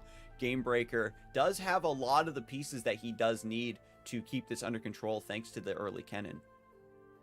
I'm not sure about being forced. I think he's happy to be led down this path, I think, because the tempo advantage of having both, we talked about at the beginning, you know, this is one of the key things. If someone has Wayfinder on 4 and your opponent doesn't, the board disparity will be very big in terms of, you know, how fast you're able to flood the board. And when you have double Wayfinder and your opponent doesn't have any, it's even more so. You know, it's very clear here that there is going to be a big swing coming in next turn as well. Gamebreaker about to level this cannon. Just needs to get one more into play. That will happen naturally in 2 rounds thanks to the God Willow Seedling. Mark of the Storm. And I like how both of these are just being very audaciously cast. You know, a lot of players will just put one mark down, pre-mark like 2 or 3 different units, and wait for their opponent to tap under and then get it when it's guaranteed. But what Gamebreaker's trying to do is, again, force that response from Badge Attack. But it works out perfectly. I mean, you get the recall and the droplet. You're able to get rid of those marks, for example. And now you still have that card draw as well, while still being able to target the cannon and force the Twin Disciplines out, which is usually used defensively. But right away, looking at the hand of Gamebreaker in his current board, it's not looking too great. I mean, currently only has 2 cards in hand for a deck that should have, you know, be playing for very late game value. I'm not sure Scattered Pod will be enough to get him back into it. Yeah, because Cannon has been the line that Gamebreaker went for. Oh, 3 Wayfinders in 3 turns in a row. I mean, in the mid game, how do you fight against this if you're Gamebreaker? The only way for Gamebreaker to have kept up with this would just be leveling up the cannon massively. You would need to have a big swing with Mark of the Storm, a Wayfinder or a sign-in coming through would be beautiful here. You just have to keep this board under control and keep pinging, but it's just not enough because you spent all of your cycles to level up Cannon. You haven't been cycling Dancing Droplet the way Badge Attack has been able to. You can recall the Wayfinder even. I mean, it is a lot of damage, a lot of time coming in. Usually when someone plays so fast on the board and creates so much tempo and so much pressure in the mid game, their hand looks pretty pathetic after that because they've expended all of their resources. But it's the opposite here. Badge Attack has the bigger hand and the bigger board. So, I mean, it is looking pretty doomed here for Gamebreaker. And normally you see, too, in these Ionia mirrors where players are playing very passively in order to keep a lot of spell mana floated, keep a lot of flexibility. But because Badge Attack has been able to get such a massive advantage, you can just completely throw caution to the wind and just use the raw stats that are in play to his advantage. That's still yet another Wayfinder in the deck. Might start having problems with, you know, the 1-drops in the deck. That's something that we've seen happen before. It's not the Allegiance missing, it's just not having any more 1-drops. So there is a limit to how many Wayfinders you can spam in a row, thankfully. With the Marks of the Storm coming through, Badge Attack has shuffled in a couple more Cannons if you do want to get those into play. And I think we're just honestly seeing Panda the Ari skin difference coming through here. Could be. Everyone knows if you buy the cosmetics, all of a sudden, luck goes your way, RNG favors you, your top decks are better. That's just how it works. Yeah, not a single Wayfinder from Gamebreaker. Very difficult to just punch through, just au natural. Ari's going to try to make something happen here with leveled cannon. So many marks have come through by Badge Attack because you can consistently say, no, your Mark of the Storm is negated because I'm recalling Dancing Droplet. You're just forcing it over and over until it eventually dies. Let's see the cannon coming down. Another Mark of the Storm coming down as well. Take on this Ari that already has one on her. And we'll see it's going to be a Scattered Pod coming down instead now with the Go Hard being drawn here. The Attune, of course, they got the Go Hard in play as well. So you can be able to kill off 2 units here possibly. And just a big body on the Scattered Pod as well. That can trade into anything and block even into quick attack units. And we're starting to see the corner turned, potentially, where Gamebreaker's hitting his stride. Now that you've got a leveled up cannon in play, you've got a lot of marks coming through, clearing the board, but the card advantage is still in Badge Attack's favor. Cannon has so much work to do on his own. If you've got 2 leveled up cannons from Wayfinder working in tandem, it's just that much more pronounced, your ability to push through damage. But yeah, you can see how desperate Gamebreaker is to make the best of a bad situation.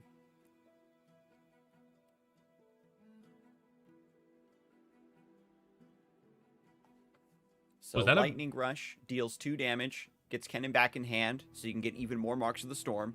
Wiping this board, now the Badge Attack is out of mana. But as I said, Cannon is doing all of this work just to get the board back to parity, and then you're low on card advantage. And the hand is still just definitely favoring Badge Attack with Homecoming, Disrupt in the mid game, any kind of surprise, plays that Gamer tries to make, and has a Dancing Droplet to get that draw as well, has a Wayfinder as well, has a Shadow Assassin to just cycle even more. So overall, despite Scatterpod being a very good card to have in hand for Gamebreaker, I'm not sure if it's enough to get him back into the game. And what's great too about Badge Attack is he hit all the Wayfinders he needed to in the mid game before. Maybe I spoke too soon. He can still get another cannon, but I mean to say is you did that all before you shuffled your Go Hard. So you aren't worried about your allegiance whiffing. And now you can just start working towards that other win condition. By the time Gamebreaker potentially gets enough cards, gets enough say to how the board is going to play out, Pack Your Bags might just come through and reset. All of a sudden, though, things are definitely changing now in favor of Gamebreaker. He finds a sign-in, so he has the really strong value play. The Wayfinders are not being played by Badge Attack. I think he knows there aren't enough 1-ups to be pulled out, or else he would have played it, certainly last turn. I think he's keeping track of that. I think all the droplets are out, and you're only going to pull a cannon. So now, punished. Too many Wayfinders can be a thing. You can't, can't take it this far, and now he can really play these 4-cost units that are basically duds. Whereas Gamebreaker has a Pack Your Bags, was able to cycle the Go Hards much more efficiently in the early game, and didn't really suffer from that tempo at the beginning. Still at 10 HP. And sign in the Lord of the Forest, drawing you 2 cards, potentially getting recalled and played again, means that this seemingly insurmountable card advantage is being repaired. Nature is healing, Panda. Yeah, it looked like it was. I mean, I think there wasn't a way for Badge Attack to capitalize enough on the advantage he had in the mid game with the Wayfinders. 3 Wayfinders in a row, and for your opponents to still be so healthy. I think it goes to show that this deck, obviously, the Gamebreaker's running, that both players are running, is able to really stall out the mid game with combat tricks and not take too much damage. And now with, again, the level 2 cannon in play, it seemed like it would take a little bit too long to happen, but the Mark of the Storms are coming through, and having that consistent pressure that you're able to generate using cards you got out of thin air and not use real cards has allowed Gamebreaker to shore up his lack of resources in hand. And Gamebreaker has to be thinking about the deny. That's the scariest thing here. If Pack Your Bags is going to be played, it might not be. It might just continue stalling out here until you really feel you need to. It might be the case after this play, because now there's no deny. I think you can't commit that. It's too much information to give Gamebreaker if you go for this Concussive Palm. He might think he needs to take that risk, but the moment he dips under this 4 mana, it is the green light for Gamebreaker to do whatever he wants with the rest of his 11 mana that he still has for this turn. And we saw this a lot when there was tons of Ari cannon mirrors in the last fight night, how when one side gets this big advantage and just sits on so much mana, here comes the Pack Your Bags. The only things surviving this are Scattered Pod, but because they're at 1 HP, it's very easy to clean these up after the fact. Gamebreaker bringing this back somehow. Yeah, able to use both. We can't use both the homecoming. What? There's a surrender, never mind. So already, Gamebreaker going for that very, very patient pack your bags, really letting Badge Attack think, hey, he doesn't have it. He would have played it kind of after I committed this play at a certain point in this turn because it was already a very big attack. But so patient, Badge Attack going for the risky Concussive Palm at the end there, not even bluffing Deny Mana as a backup. And the moment that was played, it was just the the huge green light, the checkered flag, indicating the start of the race there, and Gamebreaker just went for it. And that, I think you can't come back from that at that point if you're Badge Attack. The play out there kind of again reminded me of the Scout matchup where the players weren't really worried about losing to, there's no like a lot of over the top burn with decimates and stuff like you normally see. And you don't lose because your opponent's hitting you for like these big Ari combos or anything, especially in the mirror match where you have a lot of elusive blockers. It comes down to the fact of I just lost control of the board and I no longer have any blockers. So playing towards that pack your bags, really recognizing that for the mirror match was certainly the correct evaluation from Gamebreaker, and having that pack your bag show up when it did, but still being very patient after it did arrive was key. Now we're going to see how Ari Kennen plays into the Xerath Zilean. Right away, a mana gem being destroyed just to take down the Ari there on the turn 2. So 1 mana behind now for Gamebreaker, but he thinks it was worth it. And I think he might be right, because this hand is a little bit awkward for Badge Attack. 3 Dancing Droplets in hand means, 1, you have to have the right synergies to be able to get the, cycle them and get the card draw for more late game value. But 2, your Wayfinders are in, a little bit more trouble, because now there's only 3 units to pull from. So you can't really play that many this game either. Getting the droplets down. The Unraveled Earths, the Roiling Sands, doesn't really get as much value as you would like to see in this matchup, because again, you can just play out these 1-drops and then recall them, so the vulnerable matters very little. It's just putting them down for card draw. You know that Badge Attack is going to have to trigger them anyway, so it's just about hyper accelerating your champion levels up. So getting Xerath down right now is going to be so huge. You can see Gamebreaker missing out on Zilean, doesn't want time bombs, just knows that the Xerath is going to get the job done. Really just gives him the setup he needs from this position.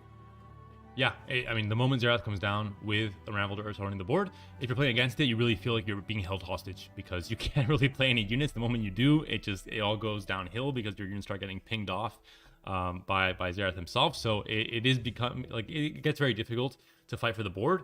And it stalls out enough for Gamebreaker to come back with his 1 mana less even, and play out things like the Arsenal later down the line that he just drew right there. So that's the big win condition that he's going to go for. When we look at Arsenal into this matchup, the key is going to be maybe having a go hard to pop a potential spell shield, set up Homecoming to send that big expensive play back to the hand, and try to take advantage of the tempo gain from there. If there's a Kennen in play, a Mark of the Storm to pop the spell shield for 0 man would also be very key. But with Xerath leveling up, this is not just going to cover the shrimpy units in this deck, but now you're covering the Kennens, you're covering the Aries thanks to that 3 damage, and even taking the big risk versus Twin there. I'm not surprised to see this, to be honest. Xerath is the OG Lightning user in the Runeterra universe, it seems. Kennen came in looking really flashy with lightning rushes and stuff, but how are you going to beat Xerath? He just looks that much more powerful, and it's going to show here the insta level up, really, the moment he was played. We're on turn 7 because of the last loss of that mana gem, but very, very quick level up and completely control the board in the stages that, in theory, Ari Kennen is the most dangerous. And because we've got Unraveled Earth, Rockhopper, another Unraveled Earth in hand, Zilean also getting that side value up and running. There's going to be a lot of landmarks procced for the Arsenal if you do just want to slam that down in order to tax Badge Attack, right? Hourglass comes in, huge tempo advantage here by having to force out the deny from Badge Attack, especially because you have a second Xerath already in hand, waiting to go, and with now his 5 health back instead of that 1 health that he had at that point. So it just seems like it's such a hard. What can you do against? It's really just the moment you play any unit, like, it gets shut I down. finally sacrificed a unit for every Unraveled Earth, and Gamebreaker has another one. We're just getting started, Scarzig. Hopper. We're just getting started. Where's your Kinko Wayfinder is going to get eaten alive if you try to play it. I'm gonna be honest. I think Gamebreaker's client has like a one of the quests or challenges, like kill off 10 units in 1 game with Xerath, and he's just trying to stall this game out, just to try and ping off as many units as possible. That's my theory, at least. And we're seeing the reverse of the previous game, where Gamebreaker was like very low on cards and was struggling to keep up, and now Badge Attack is in that position. We're hoping for maybe a sign-in to come through. No Kinkos this turn. All the Kinko Wayfinders were front-loaded into game 1, and now in game 2, like, struggling to develop the board now. But what can you do? I mean, you're looking at this board and you're thinking, all right, the next like 4 units I play are dead. How do you come back from that? I mean, that has to be a pretty daunting perspective to have when you're trying to make a comeback. Yep. Shadow Assassin comes through. Xerath pings it for free. And this is that, like, the passive value of Xerath as you're building up further and further to your own win condition. With that all being said, Gamebreaker is at 11 HP. Scattered Pod maybe can punch through here. Gamebreaker is in a position where he can just kick back, not do a lot, and save this mini morph for anything big and dangerous that comes through. That's the big thing. So every way to victory seems to be sealed. You have to feel safe. You know, the one thing you're thinking about is, all right, what if he has like this crazy triple Twin Disciplines hand with an elusive, and maybe he's able to do something here. But it seems you have all the bases covered, like you're mentioning. For Gamebreaker, he seems pretty safe in this position. And yeah, just a very powerful showing here. Arsenal able to hit the board. Has a spell shield. Life steal. Has all the keywords that it needs, has the Overwhelm there as well. Most important is probably the Spell Shield in case you're worried about Homecoming. So covers that base. As we see, still the machine gun has not stopped firing every turn since Xerath has come down. Has been just a constant barrage of explosions going Badge Attack's way. And that's one way to do it, We do have the Mark of the Storm. Kennen gave his life to pop the Spell Shield on this thing. Trying to buy a little bit of time here. The Xerath Zillion list basically takes advantage of either all in on Arsenal to get that final swing, or again having this wide board, this tempo, this advantage that you were talking about. Wayfinder also hitting the stage here, bringing another Kennen into play, getting another Mark of the Storm. And it's a very tall order for Kennen to generate enough marks to chew through this big HP pool on the other side. And there is the Time Bomb, the damage, plus the extra effect off of the Xerath as well. You have the Minefield as well to stop maybe the Scattered Pod if there wasn't an open attack, but it looks like there will be one here. And it will be maybe an all-in with some disciplines. That might be the play once blockers are put in. But right away, there's an immediate mini-morph. And now this allows for there to be blockers all around. So now even if there are twins, they won't be any kind of surprise lethal. Surrender comes in, Badge Attack. Loses this game 2. Gamebreaker dominates game 1 off of a very slow start, but goes for a more value-oriented game plan and still takes that game. And this game 2 was just all about the Xerath. Really put on a show, really put on a clinic. I was talking about at the beginning how I've been facing against this deck a lot, and when Xerath comes down and has the right, landmark synergy surrounding him, it seems you just can't fight for the board at all. And we saw the perfect example of why you might want to play this deck on ladder right now. It just seems very, very strong in terms of controlling the board and not letting go until the Arsenal comes down. And it really was the fact that, Badge Attack was looking for those go hards, trying to get the pack your bags online to wipe that board and bring it back, but they just didn't come. The dancing droplets were all getting eaten by the Xerath pings, and so we didn't get that same card cycling advantage that you normally like to see. And I think we are still going to have a few more games going on in the bracket. We're going to check the bracket very quickly to see some of the current results, or we might just jump right back in. Oh yeah, we are going to have results here. So Bulat is able to take down Sari and advance to the semifinals of the losers bracket. We just saw Badge Attack obviously lose to Gamebreaker and will now be waiting in that losers final. But we still have the match between Sergio Tuvamos and Ace ongoing right now. Spain versus Macedonia. I think we are still actually in game 1, maybe game 2. We're going to jump right back in to that game. We haven't seen Sergio at all today yet, so we'll check out his lineup, or at least one of his decks, and we'll see, how he's able to fare against Ace's lineup. That is a very aggressive lineup. As far as I remember, it was the Draven Scion and the Scouts. Yeah, the Scouts, and then that Rumble really putting in the work, charming you a little bit, wanting you to switch off of Spiders. Not enough though, because I still call it Draven Scion, so Rumble has some more work to do until he unclogs my brain of the idea of just Draven and Scion being this undisputed pair of aggro dominance. But before we jump into the game, we are going to familiarize ourselves with Sergey's list. It's a Pantheon Shyvana. Now, this list really rose to prominence as a way to counter Daring Poros. The way Scouts uses a lot of challengers, this one was like, okay, I've also got, Screeching Dragon and Pantheon and Shyvana just pressuring a lot of other board-based decks. Having the Hush and Sharp Sight is also a great anti-elusive tech. And as we know, Pantheon and Shyvana just do very well into other board-based lists alongside the Blinded Mystic. Yeah, it's listed again. It has always been, we've seen Targon and Demacia paired throughout many different metas as this very good anti-aggro with a lot of healing. Back when the Fangs was a thing, obviously that was a bad time for aggro overall.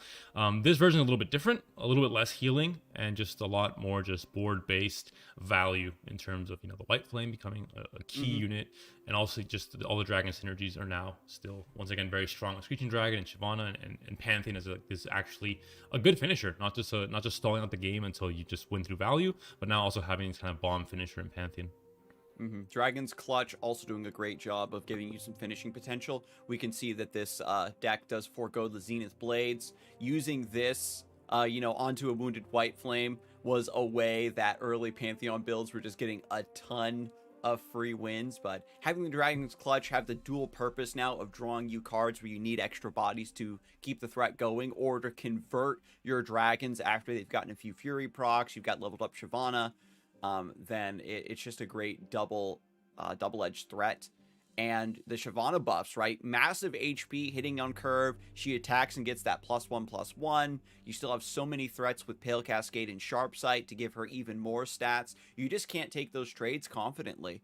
And we saw Xerath doing tons of work, for example, pinging small units. A lot of decks haven't really shifted to cover bigger stat lines that Demacia Targon does offer. I'll be honest though, I did see Salty Simon dropping out of the tournament pretty early, and he did mention in chat that he thinks Pantheon is now garbage. So I'm not sure where that puts his deck going into the rest of this tournament, because Salty Simon, usually I take his word. He's someone that has a lot of experience in games. Maybe a bit of a, the moment he loses, he might be a little bit, pissed off the deck. But I think overall it might be a little bit too slow for the current meta for this current tournament. It can be, I think, taken advantage of a little bit by a few decks that can go just really fast tempo. I think what the big thing now is decks are leveling up the Pantheon, but they are only playing him with just the base keyword role. Like the way Arsenal sometimes in the right decks that are built fully around him with tons of landmarks, he comes into play with 7, 8, 9, 10 keywords, and then Pantheon coming into play with just 5. And with more keywords, in the game now, getting the perfect combination you need with Scout and Elusive and Spell Shield is perhaps a little bit less common. And now players are accounting for Pantheon as a win condition and the Arsenal as well. So they have more ways to use a cheap way to pop the Spell Shield in the Mini-Morph or pop Spell Shield plus stun.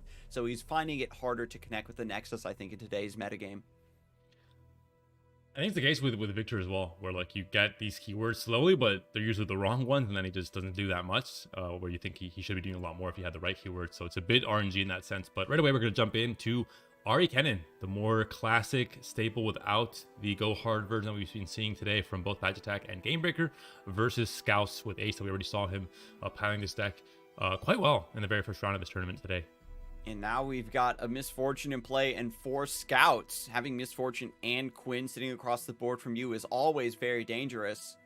And the Homecoming needs to come through. You've got to stop this Misfortune from leveling up. And that's going to be massive. Obviously, when you're bouncing something back to the hand, the value is not lost. You're still able to replay it and all this, but Misfortune working off of her counters for level up. If she was 3 out of 4 at that point, then that's obviously the same as killing her, basically, because it's so important to just reset that counter and make the player work so much harder now to level her up. And that's just stemming the bleeding, right? You're getting that big threat out out of the way, but you have to sacrifice still a lot of your board in order to cover this lineup, pushing through 5 damage if the Morange does not also jump in to save a little bit of damage here. Double Sign-In in hand as well. The Sign-In has been such a great top deck, and it always seems to know when to show up right on time. But I think this is definitely the first time we're starting to see this very expensive unit actually sit in the hand and be unplayable because you're just too far behind on tempo. And Ace can't really go for any kind of Aegis effect here with the Deny Mana up for Scarzig, and also Deny in hand there, we see it. But Noblefy is here to stop the Valor from coming onto the board and try and slow down any kind of game plan here from Ace. The Golden Aegis, again, as long as Scarzig keeps the Deny Mana up, I think he's going to be fine to that kind of surprise value from the Aegis when on your own attack token turn. That might sometimes catch some people off guard. So he's going to have to be very careful with his mana and make sure to keep some of it up for next turn as well.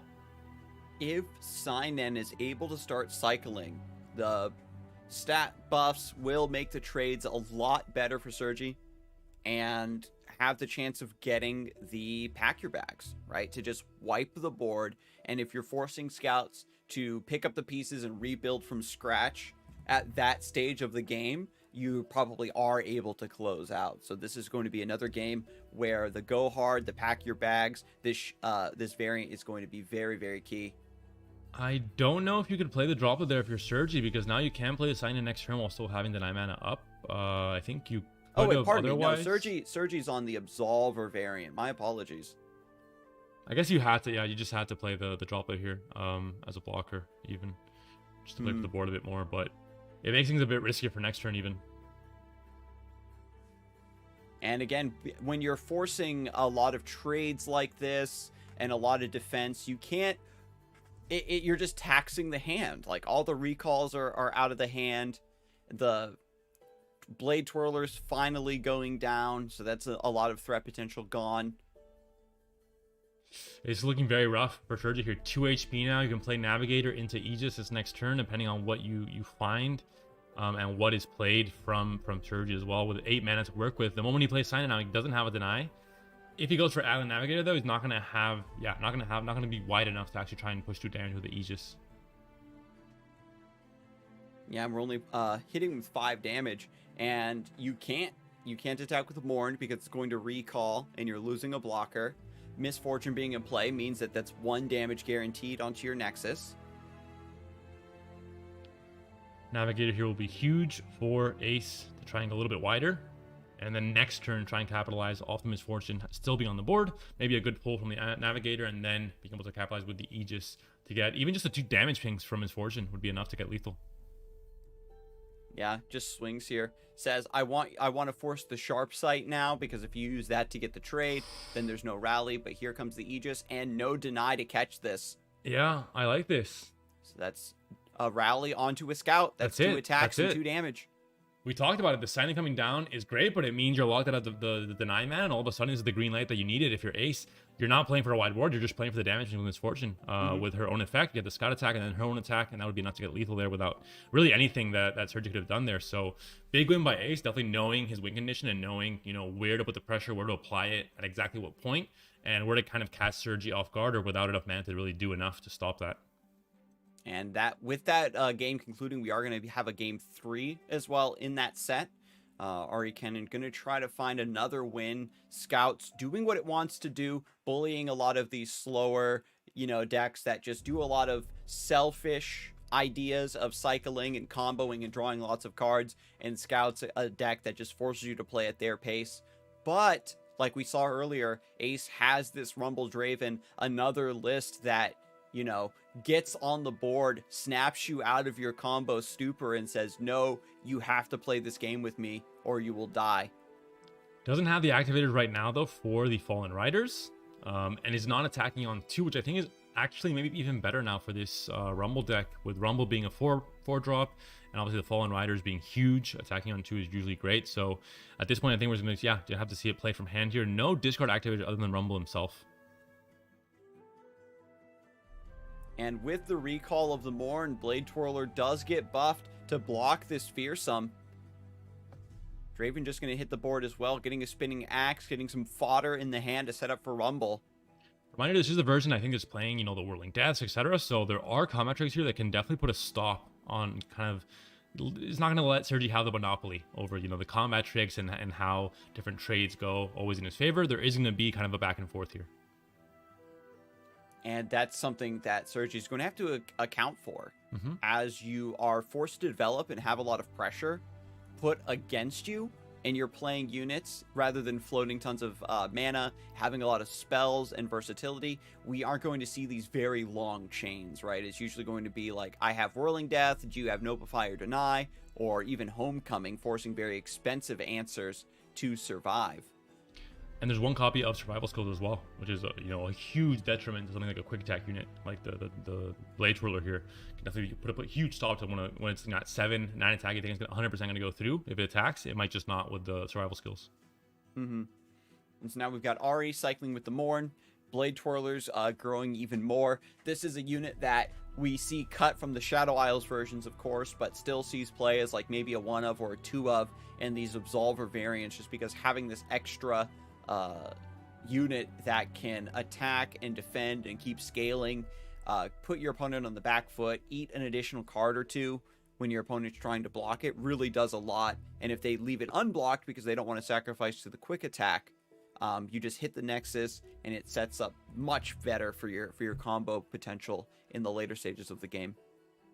The board is now ramping up a little bit more for Scarzig. Has a sign-in for the late game, has the drawback can still be played here, as the Absolvers. I think not both this turn. Obviously no champion levels up just yet, but still just going to go for the priority pass, I think, here with the Mark of the Storm, and see what Ace wants to go for in this game. He wants to play out Rumble this turn on curve with, he has the right discard activators in hand with the both axes there, or if he just wants to play it slow, keep his options open for both the Get Excited and the Mystic Shot. Yeah, if you play Rumble this turn, you do activate to get a Risen Rider, get the 4/2 Fearsome. And if you delay the Rumble, you have a chance of maybe drawing something like a Reborn Grenadier and getting an even wider swing. It's a very interesting idea about how you do want to play out this Rumble after all. And the hand just is a little bit awkward for Ace. I think he wants to be the one kind of setting the tempo of the early and mid game and forcing Scarzig to be the one reacting to his board and trying to go for these bad trades to stop damage, but it's the other way around now. Having to force the Fallen Rider to block the Blade Twirler, for example. The Blade Twirler now 7 and 3 stat line, so very, very scary. You have to basically block it every time or try and go for a Get Excited on it, for example, and that's just the Get Excited that's not going face. So Scarzig setting the tempo of this game, I think, definitely favors him quite a bit, and Ace playing this deck reactively makes the deck that much worse, I think. And this was something we did see, where Rumble Draven was touted as like one of the early contenders to counter Ari Kennen, and it just tends to fall off because it struggles when it doesn't hit these early aggressive curves that it really wants to. So Rumble indeed does come down, cycling that Rider, getting rid of those axes, and attacking here, pushing through a lot of damage by passing and not developing last round. Ace now has more mana available for a potential combat trick, but Scarzig is just going to block everything down. The Might here might be pretty relevant, though. Might get a pretty big swing thanks to the Rumble. Still has Spell Shield. Exactly, that's the biggest thing you have. I mean, there is the Mark of the Storm there, but the hand currently doesn't really have anything that can stop this Rumble from hitting. Of course, Ace doesn't know this. There might be a Homecoming, and you have the Mark of the Storm that is fleeting, and you can see it there in hand, so you know the spell shield really isn't that relevant. So we'll see if he commits to it, if he tries to go for some kind of like a riskier play because he's a little bit far behind now on the board. Yeah, because if you go for Might and they do like Mark of the Storm Homecoming, you aren't going to have the mana to respond to that. It would be a massive punish. But if you just let Rumble attack and you aren't actually pushing through, you're only pushing through 1 damage thanks to the impact this round, you might miss your window of opportunity to set your opponent behind and then let this burn finish the job. Still, you have so much mana to now replay the Ari. You can play the Dancing Droplet as well. You can play Sign In next turn and buff everything. You're going to have a fairly wide board. And the burn damage is not going to be enough for Ace to rely on. The HP total is still a little bit too high for Scarzig. Yeah, very interesting that Scarzig wants to just kill this Draven with the next Mark of the Storm rather than killing the Spell Shield on the Rumble. I guess he's confident that I can just chump block this down and just make Rumble's stat line and quick attack irrelevant. See what the play here will be for Scourge. He has the option of just a sign in on curve for 6. He can also play the Godwillow Seedling and try and start, you know, maybe cycling the cannons, get the kill on the Draven, and go for just a wide attack that way. But I think this is the better play. I think it makes use of your mana. You have to depend on the Absolver, which you might not want to play depending on what the answers are from Ace. So I do like this play a little bit more. You have a wide board, might as well make use of the sign-in, his buffs, and also just get the cycling for the late game with the card draw. The spells that you drew are just really fantastic as well. Very cheap. Recall, drawing another card, potentially cycling that cannon, and then Nopify, stopping that get excited, stopping that burn. And Ace is playing a deck that really doesn't like to block, but because this Blade Twirler has survived since the early game, you're just forced to. And that's a very awkward position to be in, where we've got Ahri attacking alongside the drop, but alongside the Fae, because you need to block, and that opens up that window of reactivity for Twin Disciplines or something potentially. The Rumble having 4 HP makes it a little bit more awkward. You also have to commit some kind of spell to make these trades with quick attack go in your favor. But I think you still have such a wide board and such a big attack that you have to just go in with everything and then react to what the blocks are and what the spells are played out from Ace. After considering, Sergi is going to go for the full swing here. So 8 damage getting through unless Rumble also blocks. Ahri is not going to level up just yet. So we don't have, so she's not going to be swapping down the line, but still a considerable amount of damage coming through. Axe brings the Flame Chompers into play, gets another block onto the Ahri. Still surviving, and maybe Ace will be able to find a line if this Rumble is able to get that swing through with the might.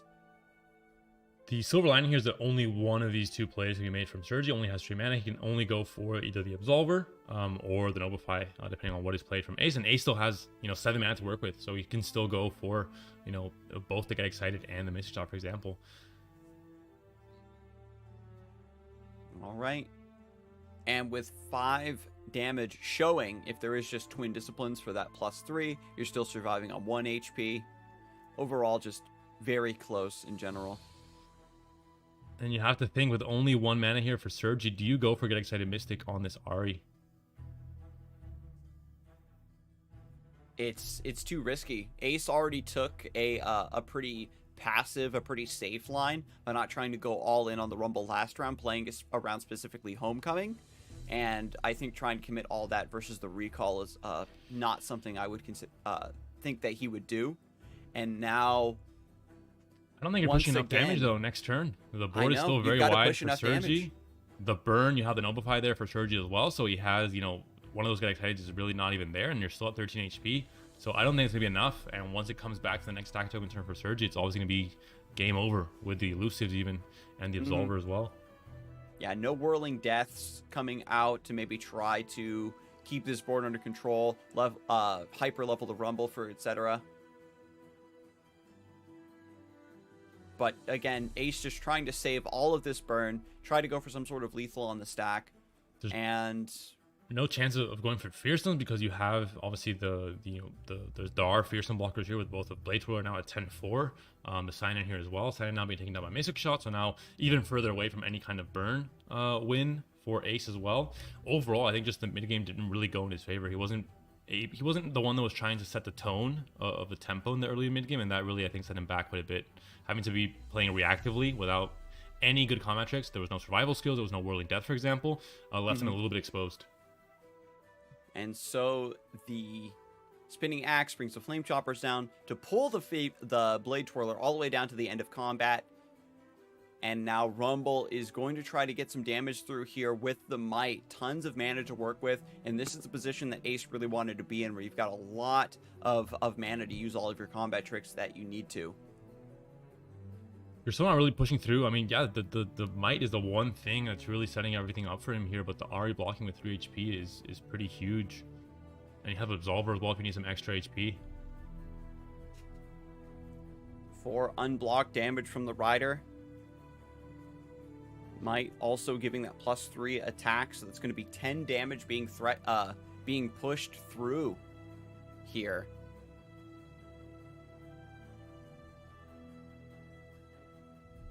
Nobify will stop one of the Get Excited. think it might depend on And what this is going to come down to the last top deck, right? Because Ace has to throw away the Whirling Death to put the one Get Excited on the stack. And then the second Get Excited will use whatever the final card draw is. And so Scarzig has to draw another Nopify. Yeah. He has to find a way, either with the natural top deck or just the recalls with the Dancing Droplets, possibly even with God Widow Seedling and the recall in hand. But he has quite a few options to find a lot of these draws.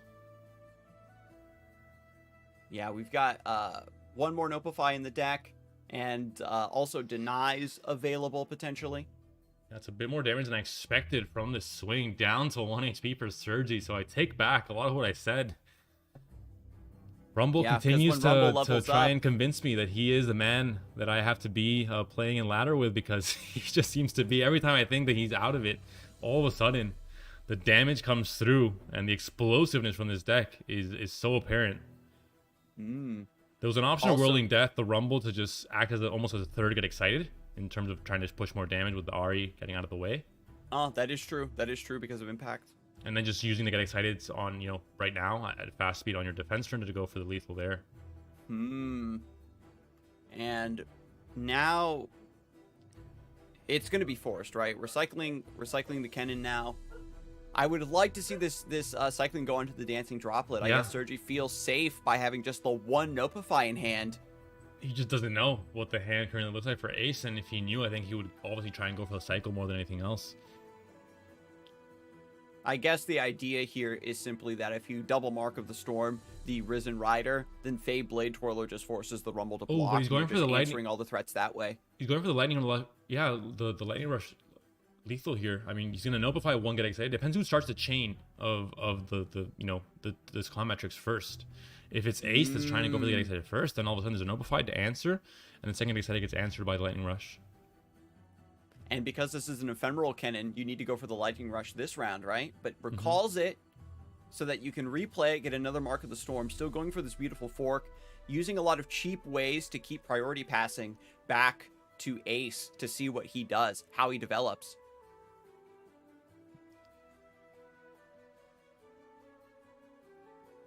Still has a mana for both the Nopify and Lightning. That's going to be the key thing. He cannot dip under this 5 mana threshold.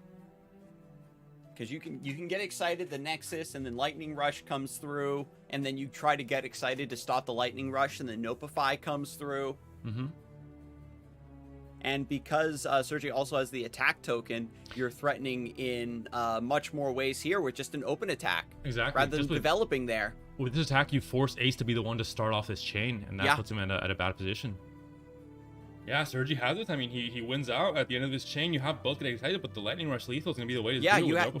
There was the sequence there where you could have developed the Zonite Urchin, right? Cycle the bouncing bolt, that mech that's in the hand. Whirling can still answer as well, though, because he's gonna have to. Yeah, this is gonna be tough because he has to commit the attack to make Ace start. Let's say this chain of unfortunate events. The Whirling Death now enters the equation as well, and you have mana still for all three. Doesn't impact only work when you're attacking, not just on strike? It's like Overwhelm, so like the Whirling Death won't proc the impact, but it will stop the Lightning Rush because you get to kill the target.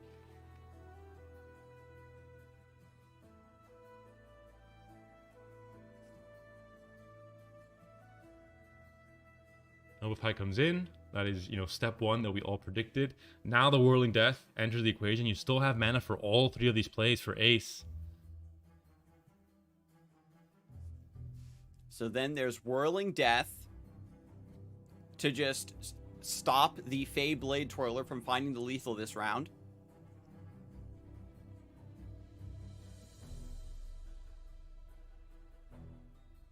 And then you've got mana for Lightning Rush. And then it comes down to the Get Excited. Having that that extra step in the chain. And the mana for all of it.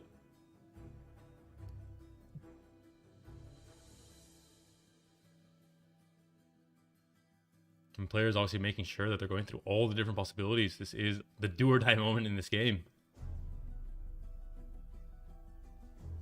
And I mean, how can you expect there to be exactly this combination of cards for Ace in a deck that doesn't really This is game 3 in the lower bracket. Both players are really trying to put everything on the line, try to stay in the tournament. But there is Get Excited number 2.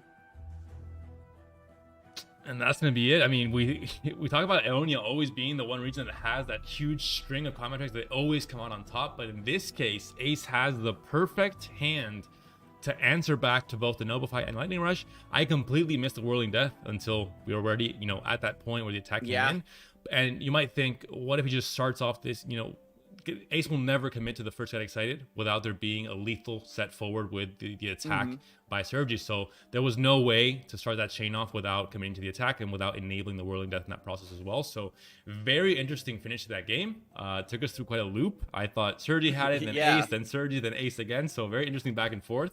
But in the end, Ace wins the combat trick trade at the end there, which is very odd for an aggro deck like Driven Rumble. Yeah, it managed to pull it out, especially after such a lackluster opening for a deck that wants to be aggressive. Got that big hit with the Rumble using Might, a card that was run 3 copies in that deck for specifically that matchup, and it really set him up to find that line. And now we can take a look at how the bracket has gone. With Ace taking that win, he will be moving on to fight Bulat.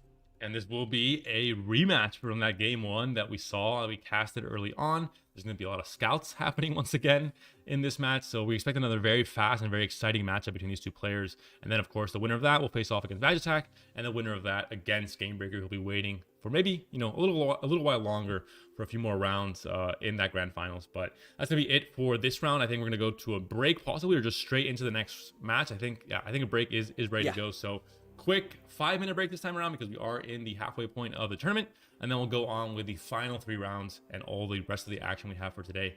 So stay tuned and don't go anywhere.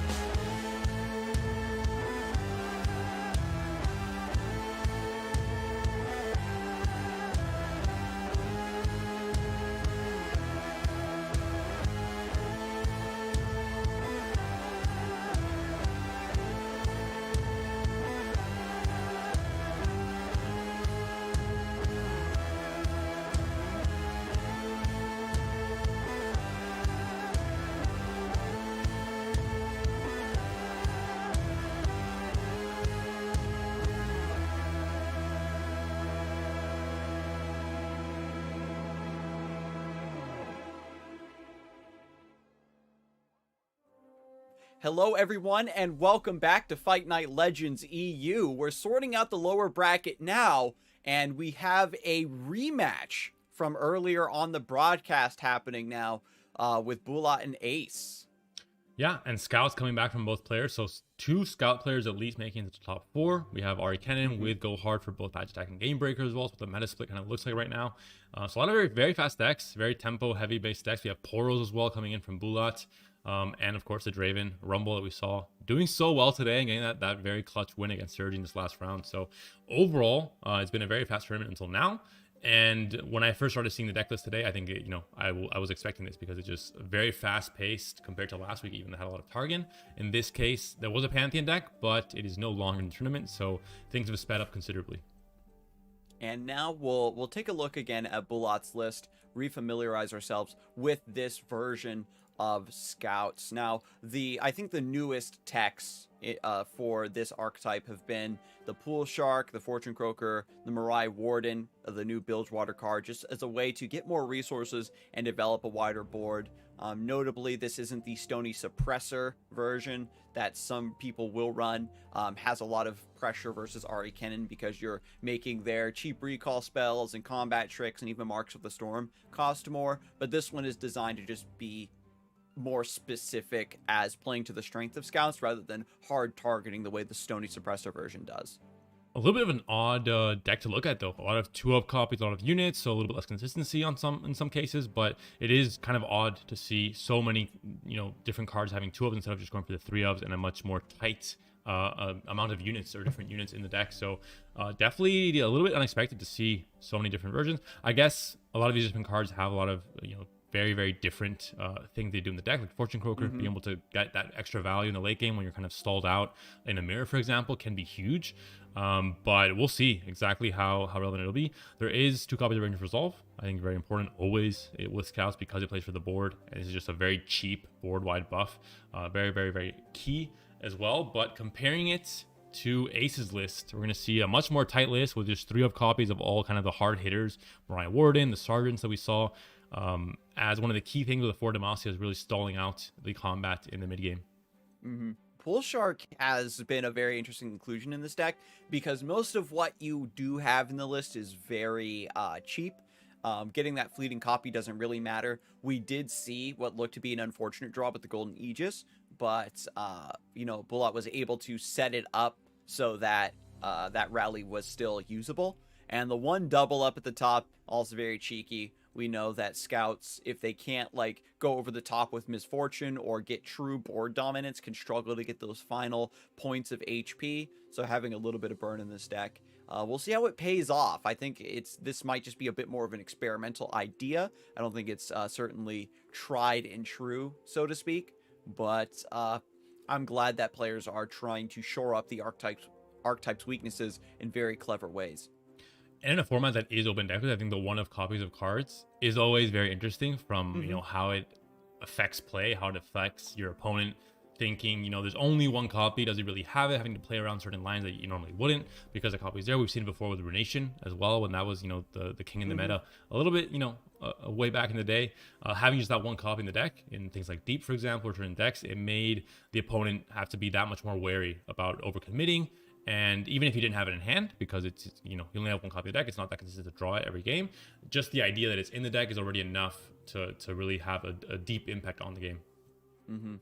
And as we go into a potential scout mirror match, we have to keep that double up in mind. There's going to be so many strong targets for it. Like even if you have Quinn pull a Valor, if she's leveled up, Valor comes into play, you can just shoot it and maybe just end the game overall. It's going to be another just throwdown match. These players already played earlier in the bracket. They have an idea of how these matchups are going to go. And now that Scouts is once again evolving, the experience you had in the mirror match prior, not a lot of that knowledge may apply, or perhaps not in the same way. So you have to reevaluate the matchup entirely almost. And, if you, dear viewer, want to have a little bit of help evaluating the metagame, improving your play, don't forget about today's sponsor, Metafy. We do have a special code that you can click on in the chat and get a discount on any lessons you'd like to sign up for. We've got several coaches playing in today's event as well. So I'm really glad that, you know, they're going to give us help with evaluating the metagame and piloting even better, because even, you know, my personal struggles as a player has been, you know, lacking that outside perspective. I get roasted by Twitch chat, and, you know, that's not a very good teacher. Definitely not a teacher I would count on to improve in any game, really, in most cases. But right away, we're going to start things off with the Draven Rumble. I did not say Scion this time. I am finally, you know, getting this new deck and the new meta into my mind. I'm erasing the old and bringing in the new. But Rumble, the guy we're talking about right now, is now in hand. We have the Zonic Urchin, we have the Poro Cannon, we have the Draven right as well. We've got Rumble on 4. We're attacking on evens. Ace is set up. The pieces have come together. Now, the question remains is, do you want to just go for Zonite Urchin on this Poro Cannon, get the cycle going immediately? Do you want to try to play it slow and just let the impact of Rumble just bring you back into the game? Penitent Squire does proc, gives a lot of information to Bombastico. You know that there is a Vanguard Sergeant in the hand. Not a huge early game hand. The Zonic Urchin doesn't have any targets to hit, which makes things already a little bit awkward to play out to play for the board at the early stages. And if it kind of snowballs out of control, the moment your Draven and your Rumble come down, it might be a little bit too late already, because the board is already very much in favor of Bulat. But doesn't seem to be the case. His hand is also not really ideal. Turn 2 play is really only the Pool Shark or a pass to keep that mana up for Sharp Sight for later down the line. So tempo isn't quite there. Mariah Warden now coming in to save the day and accelerate the pace of this game now. So Mariah Warden also coming down, giving a much wider board. Adaptatron showing up once again. This unit just will not leave us alone, Panda. Scarzig, I am hungry, and every time he comes up, it is another nail into the coffin. You can almost smell it. It's such a delicious unit. But yeah, just more damage coming through. Ace recognizes that I can take a lot of damage as long as I stabilize and start threatening before that big scout swing comes through. In the early game, you're going to take some chip, but this isn't the sort of board that's going to rally. There's no 4 Demacia as a big threat either. So maybe Rumble can make it happen here. Cycling the Rider, getting rid of both Daring Poros. Just wants this big beater, this impact damage to try to maybe level up. I remember the last time we saw Rumble Draven for a fight night, we were kind of hoping that Rumble would level up, go for some sort of like longer value-oriented game plan, because you're generating the mechs, keeping up with your opponent, and it seems like a good idea here, but I don't know if that's going to pay off either. And the attack coming in here, but still a lot of mana to work with as a combat trick. You have the Sharp Sight if you want to try and get the kill on Draven. Maybe you don't see that it's really that relevant. It might be that you just want to say that for something that's a bit more impactful, a more important trade later on.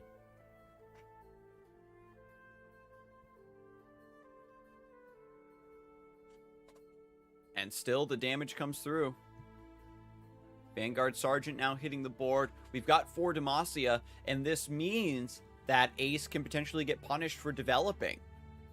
Yeah, you find a good pull as well for the Pool Shark. You have the Protector that can be played out this turn, and still 19 HP on the Nexus for Bulat. So it feels like Ace is a little bit far away from really applying too much pressure here. And so here comes Tattered Banner, allowing the Bright Steel Protector to get Challenger. Keep this board under control. Just another wide swing coming through. This is going to be a very specific sort of matchup where Ace doesn't really want to block, and you have to really have a strong feel for how much damage you can take. And this deck is all about winning the board, and it will do so here. Still has the mana for Sharp Sight. Rumble cannot really block here against anything because of the scare of the Sharp Sight coming in. Once the block happens, you still have Get Excited and Mystic Shop. You have both actually, so it might be still fine to keep Rumble alive, but you want to keep these spells obviously to try and do the burn damage to the Nexus. So we're gonna have to see if Ace is gonna have to adopt kind of a control game plan here and try to outlast Bulat's game plan. Really unfortunate there's no Whirling Death. That would really throw this board in disarray, force even more damage for the Rumble to level up.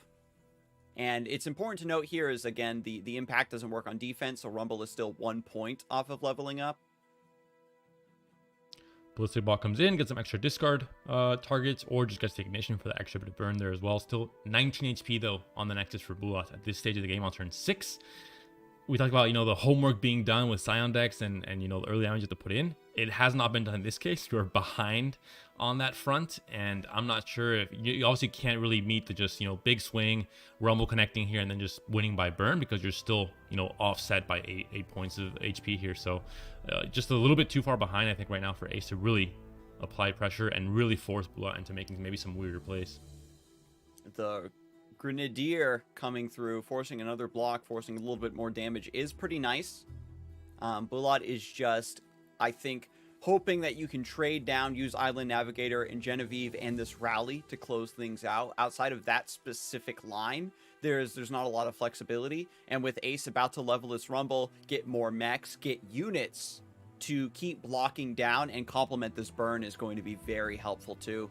Post-combat, if you get a bad mech, you can use Get Excited to discard it and then hit the Nexus again and generate a new mech. Keep fishing for those really strong pools that are going to save you in the long run. Extra bit of damage there. This might be the push for lethal here, but Island Navigator into Aegis this turn can also be scary with the trades now going against Ace here with the, both the Grenadier, the Sergeant still surviving that trade, and then just like a clean 1-for-1 with Ballistic Bomb Protector. So using the Rumble's Flame Spitter to push through because of that unblocked slot, gets the Fury Horn. This is just another cheap unit with a decent stat line for this matchup. Getting another mech thanks to the ping from Ballistic Bot. Giving some value from Beyond the Grave now. Get Swords Brooder here. You have all the burn you could possibly need. Decimate for 4 damage. There's no healing and there's no spell denial in the region combination that Bulat is running in Scouts. Everyone knows this, but there is obviously a very big attack coming, but you can play now the slow speed spell first. Off the top to set this up. And now so the now fast we've got Get speed. Excited Mystic or Double Mystic. Right as Bulat was getting the power play that he was setting up to close this game out, the lethal does come through. Ace finding these wins when all hope seems lost thanks to just the burn. You were going to be one off if it wasn't for the Decimate top deck. So huge top deck. The fact that you wanted to continue developing if you're Bulat to go for lethal yourself means that you gave that window for the Decimate to be played out at slow speed before the attack came in. And then obviously the fast speed lethal when the attack is already committed. Very easy win there for Ace at the end. He'd seem he's a little bit far off, but just again, Rumble continues to just shut me up. Every time I say, it's not enough, he didn't do his homework, he's like, just keep watching, because every time he went from 19 HP down to 0 in 2 turns. So I mean, you can tell how explosive this deck really is. We saw the attack with the Ballistic Bot there. It was just such a strong, like, oh, I get to get this off of the board. This slow burn damage that's going to add up over the course of the game. I can just nip this in the bud right now. And then it allowed Rumble to go unblocked and really swing through with that Flame Spitter. Those extra, a couple points of damage that you weren't expecting is absolutely massive, because it not only gives +2 attack, but also another stack of impact. So it's really just +3. And it was beautiful to see. Now we've got a Scout Mirror for game 2. And Ace, being up a game, getting that win with Rumble, especially from behind, is puts you in a position where you're feeling really good heading into the mirror match. And also, your opponent might be, might be a little tilted. As we get later into the tournament, this is where the fatigue starts to set in.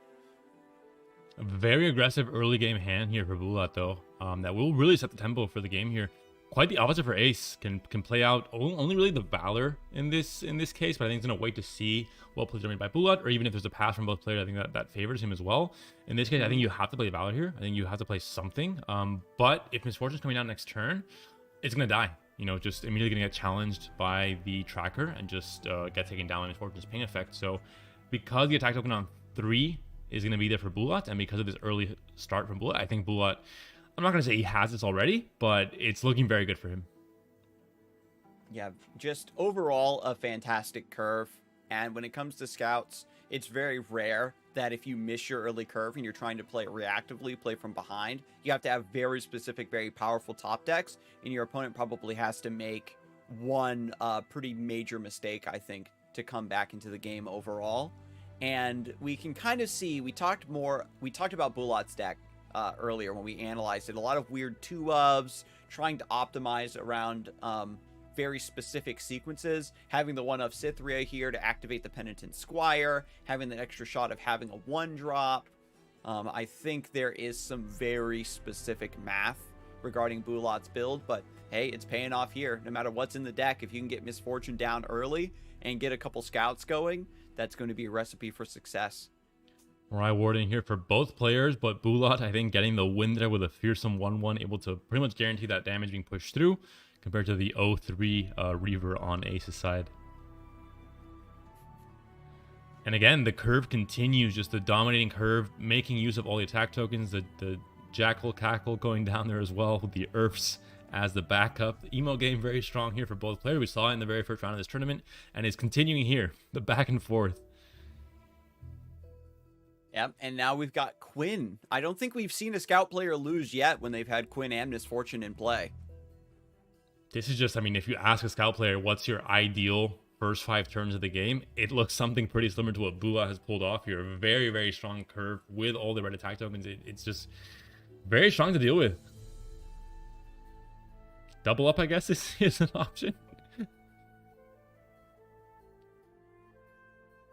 Yeah, and the target comes through, saves the Misfortune from the Valor.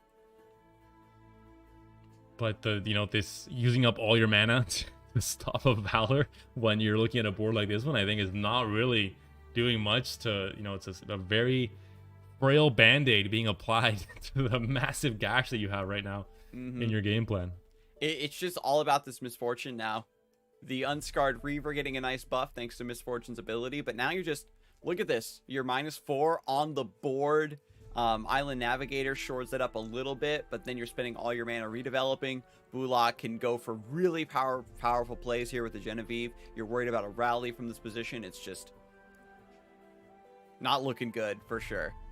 You have a Genevieve to answer the Genevieve from Ace if he goes for it, but he only has 1 unit on the board. So really, Genevieve is the unit you want to play to kind of as a payoff unit on having built up a board, a very large board of the last few turns. But in this case, with only 1 unit to buff, it doesn't really feel or seem all that appealing. I think you have to play anyway at this point, just to get maybe the extra stats on Misfortune and to get the Challenger to try and slowly whittle down this board a little bit from Bulat. But yeah, the Protector coming in to give the Misfortune barrier is going to help a little bit in keeping her alive.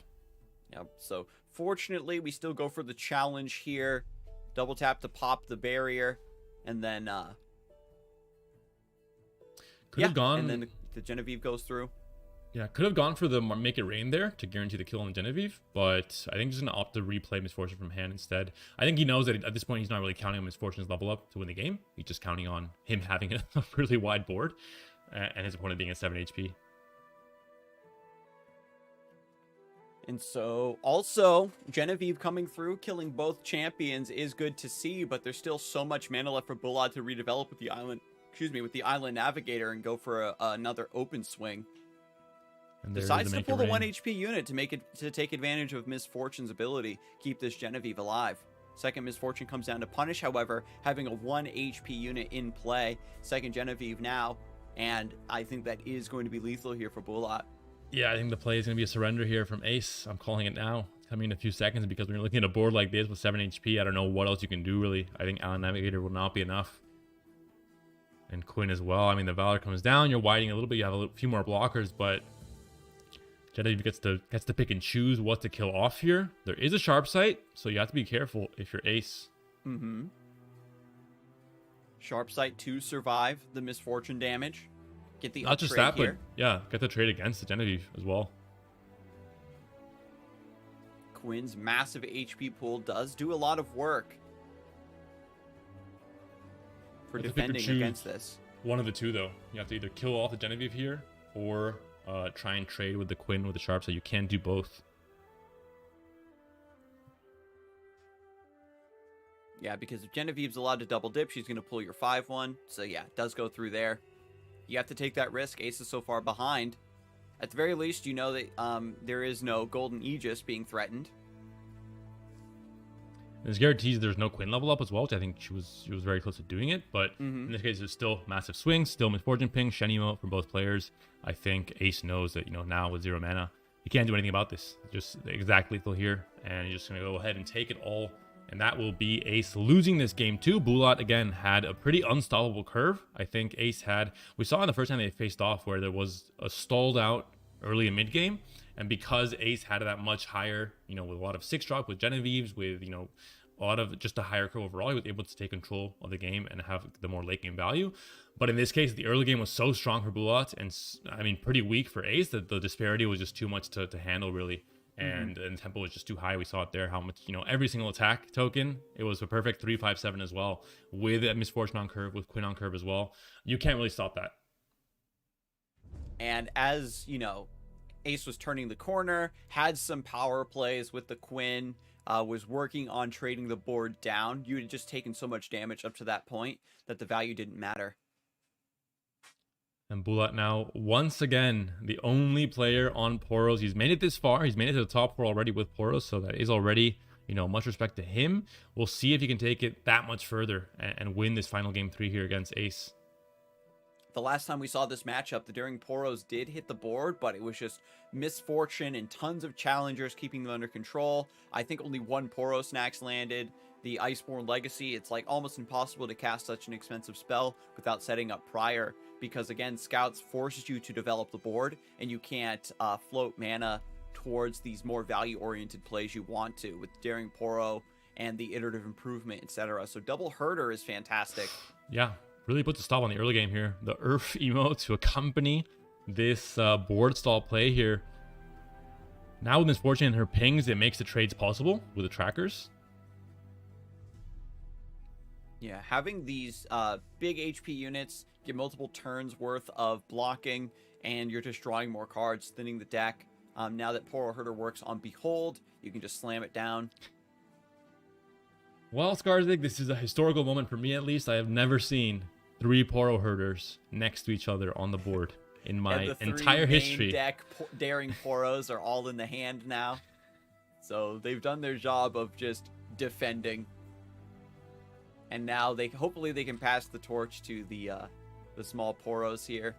There is enough plays for Daring Poro plus iterative improvement, but it looks like Bulat is playing this in a much more combo-oriented style. Wants the Daring Poros to come into play once there is a Poro Snack or Iceborne Legacy to buff them up.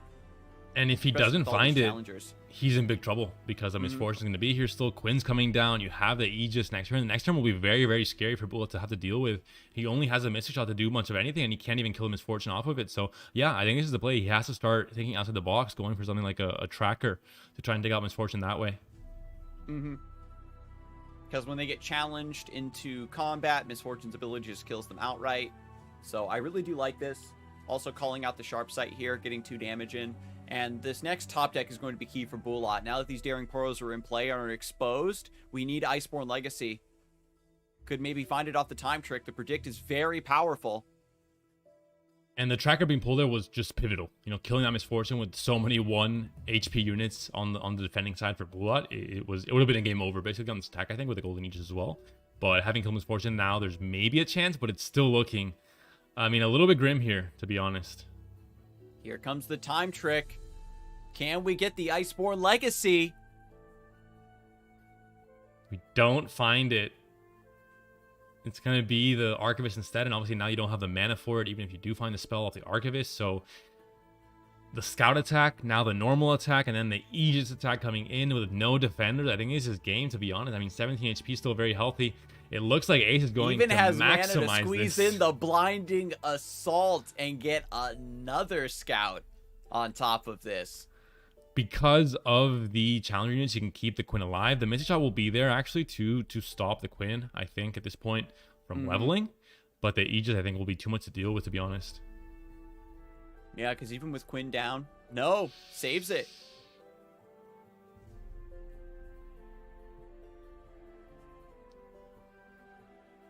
This is too much. I mean, the game's over. You're at 5 HP. You have to hope there's no Aegis or something, but I don't know what Bulat was waiting for with his plays here because he's taking so much damage. He has to know it's over. I think he's thinking if he has Aegis then or any kind of rally effect, it's already over, but I have to hope he doesn't and go for a very greedy line maybe, but in this case... The setup there was very strong. Iterative improvement onto the Fleet Feather Tracker, killing the Misfortune, did not get the Iceborne Legacy with those Poros, because then you have 3/3s to block this down a little bit further. Then you're cruising on maybe a few more key top decks like a Poro Cannon to get a massive elusive swing to just end it, but it didn't come through even with the time trick. And Bula made it to top 4, so he at some point won with his Poro deck, but the 2 times that we saw him on stream, both times against Ace and both times against the Scout deck, it looked pretty doomed. It looked like he just could not do anything on defense. Way too much pressure from Scouts, and Scouts overall, we saw the stats. I've seen a few tweets already, showing some like 56% win rates on ladders, so already I was a bit like interested in how this deck is doing so well on the current meta. But even more proof in this tournament today is Scouts is looking very, very strong and very good at punishing decks that are just a little bit slower, that are taking these slow turns in the early game to set up. But by the time they're set up, the game's over. The rally decks coming through, asserting their dominance, reminding the metagame that, hey, you can't get too greedy, you can't get too selfish.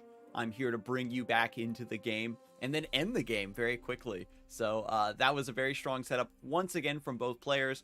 But we will now have a short break, and then we'll get to the final bout of the lower bracket. So stay tuned.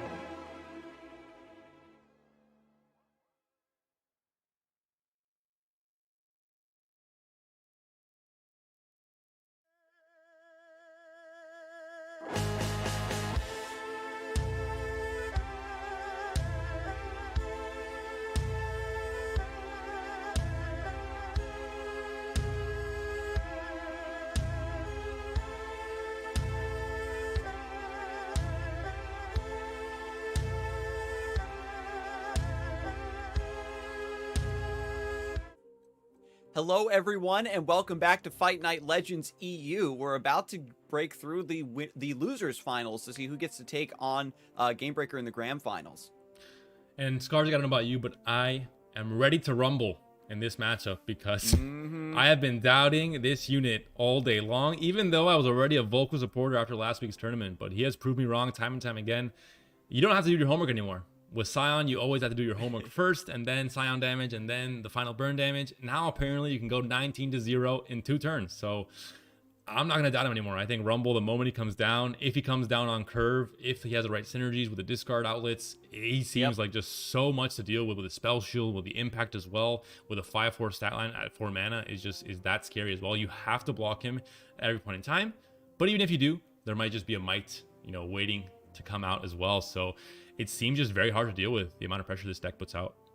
I mean, the deck's pressure cannot be, discounted. We've seen the innovations now with Might, and by giving Overwhelm to Rumble and some of your other units, when your opponent, like Ari Kennen, for example, tries to put up a unit and then recall it to get that free block, you just punish them by just swinging through. We know the Noxus, Aggro, Whirling Death, Overwhelm synergies are beautiful to see. We've even got one Lost Soul in the deck to have that extra target for Rumble's discard. And once you go all in, to get Rumble in play and activate all those triggers, you're still refueling your hand thanks to Rumble's leveled up ability. And I think overall, this is probably the recipe that players want to go for, cutting down to only one copy of Ambush.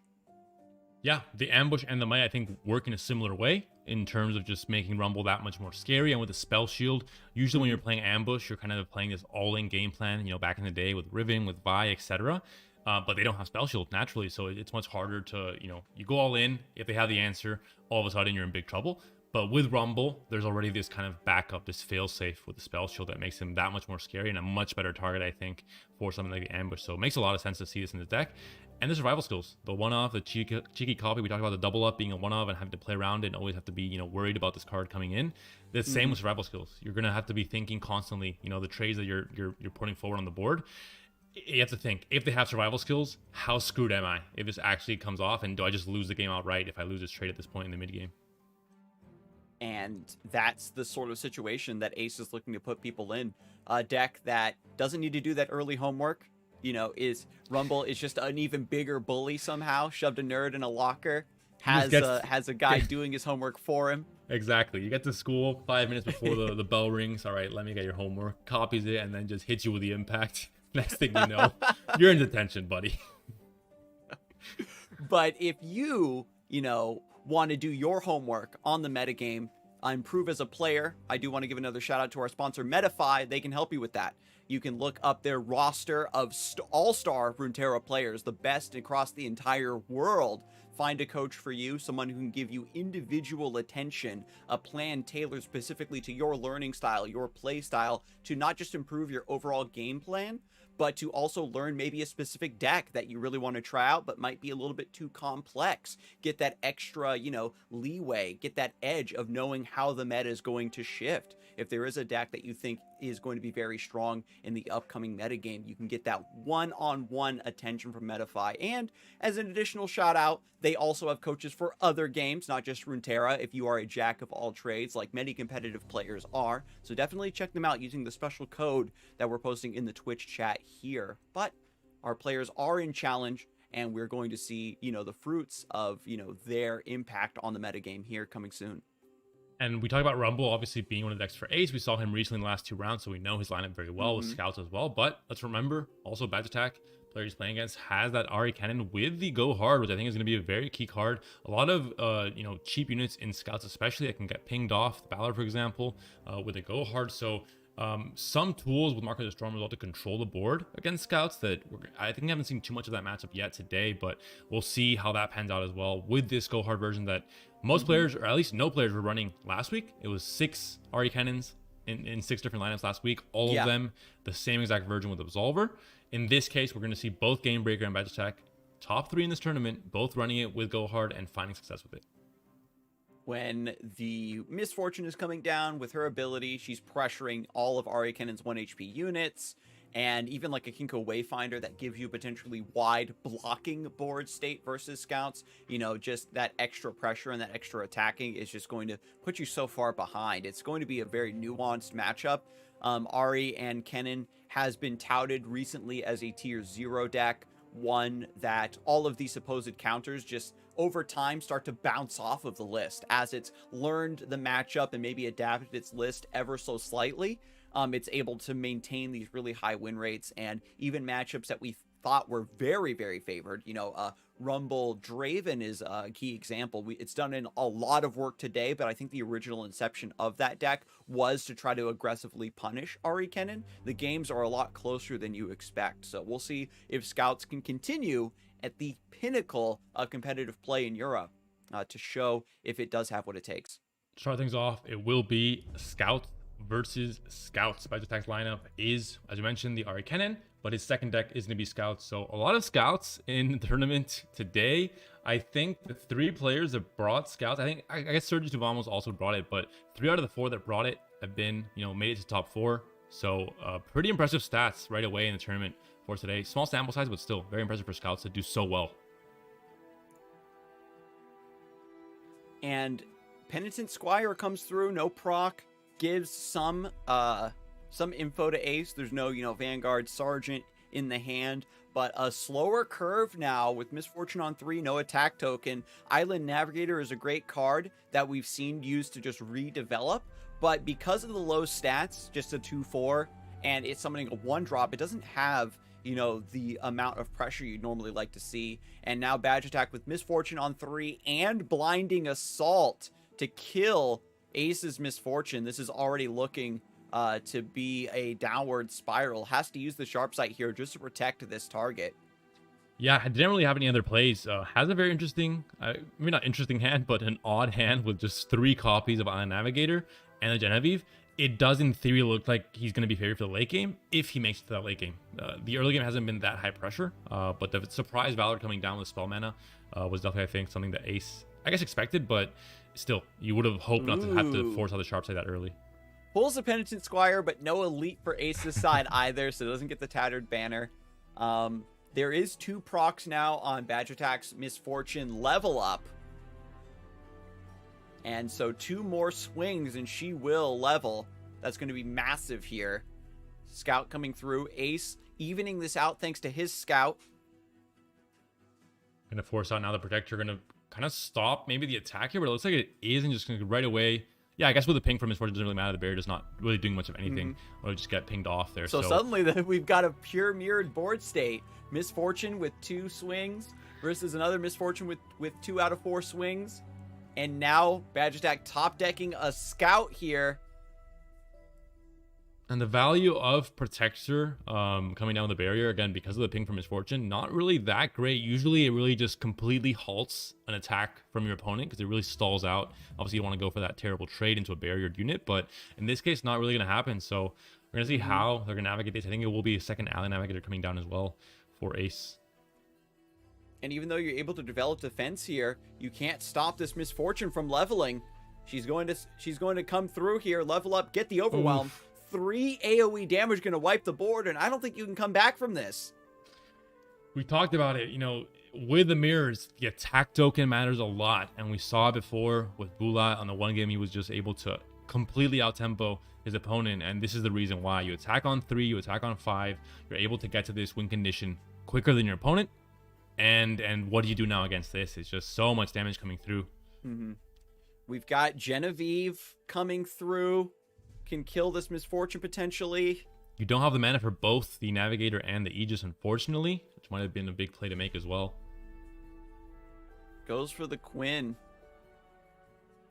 It's going to be the same thing happening now in reverse. The Quinn for BadgerAttack and now the level for Misfortune will also try and come down here. Yeah, so uses the Scout here appropriately to first kill the enemy Valor. There is a range of resolve though. It's going to trade, or at least force a trade here on both Valors. Unfortunately, ping will do nothing for this turn.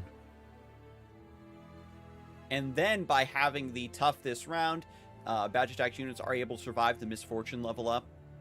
They won't die to the opening bullet time, but they still will be able to actually get into the board and block here. And at 4 HP, you're in a position now with so much HP, you can take a lot of this damage. And, just keep on kicking. Yeah, I mean, it's because you can't Aegis this turn, for example. You don't have the mana for it. You can't really keep capitalizing on this. At this point, double up is one of the things I was trying to give. Yeah, now you're just dead to Scout plus bullet time. Yeah, again, it's just attack token. That's the biggest thing here. Yep. I think a lot of mirrors come down to draws, etc., but a lot of them also just come down to attack tokens, especially with units like Misfortune that are so important when they level up. And playing them on curve and leveling them on curve on turn 5 is going to be maybe a deciding factor most of the time. So not surprised that was the outcome. That's just how it goes sometimes with mirrors. If you get the right attack token, if you're able to capitalize on the most important parts of your deck earlier, then all of a sudden the game is going to be very much in your favor. Whenever Scouts like comes back into the scene and we see it like showcasing itself in tournaments a lot, we're seeing these really sharp mirror matches. Sometimes, like we've seen earlier in the broadcast, the Scout mirrors can be very close, by hitting like Scout plus Misfortune and just getting that level up so immediately is doom for so many decks. But I wonder how long it's going to take this time for opinions to shift, where it's like, oh, if you don't get Misfortune on 3, the deck is super bad, and then it goes back into hibernation. Talking about attack tokens, I want to just quickly give a shout out to I believe it was Balco, one of the kind of the analysts that does a lot of Twitter stuff, a lot of number stuff for Runeterra. He posted a graph showing kind of the win rates depending on the attack token for a lot of different decks, and something that I think is very, very interesting in Runeterra, and it kind of really exemplifies this point. I didn't really see the Scouts was on that list, and it would show how important attacking on 3 is, for example, but Lurk definitely was, and the disparity between having the turn 1 attack token with Lurk and attacking on 2 was like a 10% difference in win rates. So it goes to show it really does matter for some decks.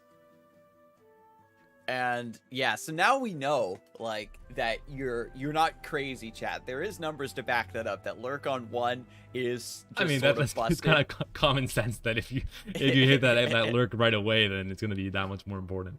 You got to run your 1 mana pings, chat. You got to nip that Scarzig hatchling in the bud.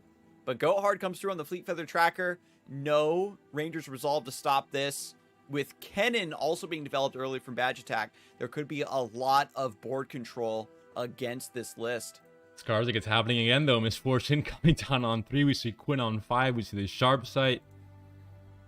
We don't have a Scout unit attacking this turn though, so that is at least a small amount of silver lining, and also the fact that Badge Attack has 2 Wayfinders ready to go, ready to pump out some units, widen that board for Badge Attack as well to have a bit more of a defense. And there we go. Penitent Squire goes down. With Wayfinder as well, getting this wide board, trying to pressure this Misfortune as much as possible.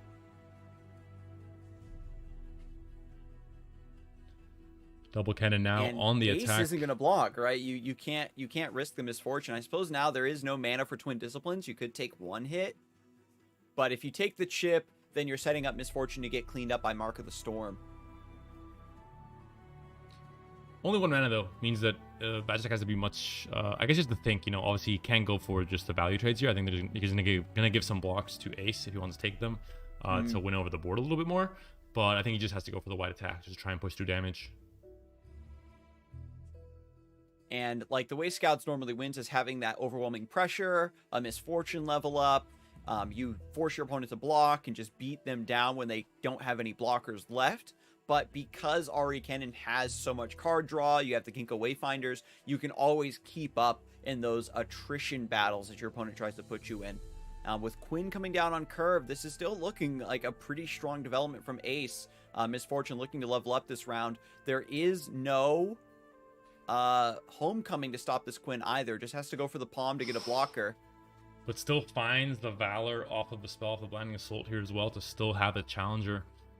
Maybe stop some elusives at this point. Maybe stop Kennen in this case as well. No deny as well. So the big thing is, if there's a top decked rally effect next turn, that guarantees a Misfortune level up, and that all of a sudden spells a whole lot of trouble for Badge Attack. So we're gonna have to see what top decks are for next turn, and if maybe a rally effect is found for Ace without a denial spell from Badge Attack. Protects the Kennen. Badge Attack recognizes how key he is to keeping this board under control. Quinn just going in for another attack. Has to force these blocks like we talked about, so that the Ari Kennen doesn't just beat you up around the sides. Second Wayfinder can come down now. There is, perfect amount of space on the board here. Going to be a tracker, top deck, and a Homecoming that can reset the Misfortune now for Badge Attack. So all of a sudden, big top deck here when you know that Bilgewater and Devontae doesn't really have any interaction in this case. In this deck specifically, there's no single combat. There's nothing that can really interact with a Homecoming being put on the spell stack. Bark Beast, pretty interesting pull there. Yeah, you have a lot of fodder that you're going to be blocking down with regardless. It becomes a 3/3. Well, never Ari mind. cycling the droplet. You can put Mariah Warden maybe in front of the Ari if it dies, and then the Barkeys would kill the cannon. Ooh, sharp sight. Trying to take down this Ari. And there is going to be the recall. Yep, so that way Ari will not swap. She's just going to hit the Nexus straight up. Reset the Misfortune. Completely sidestepping Ace's sharp sight there. And you get to draw another card.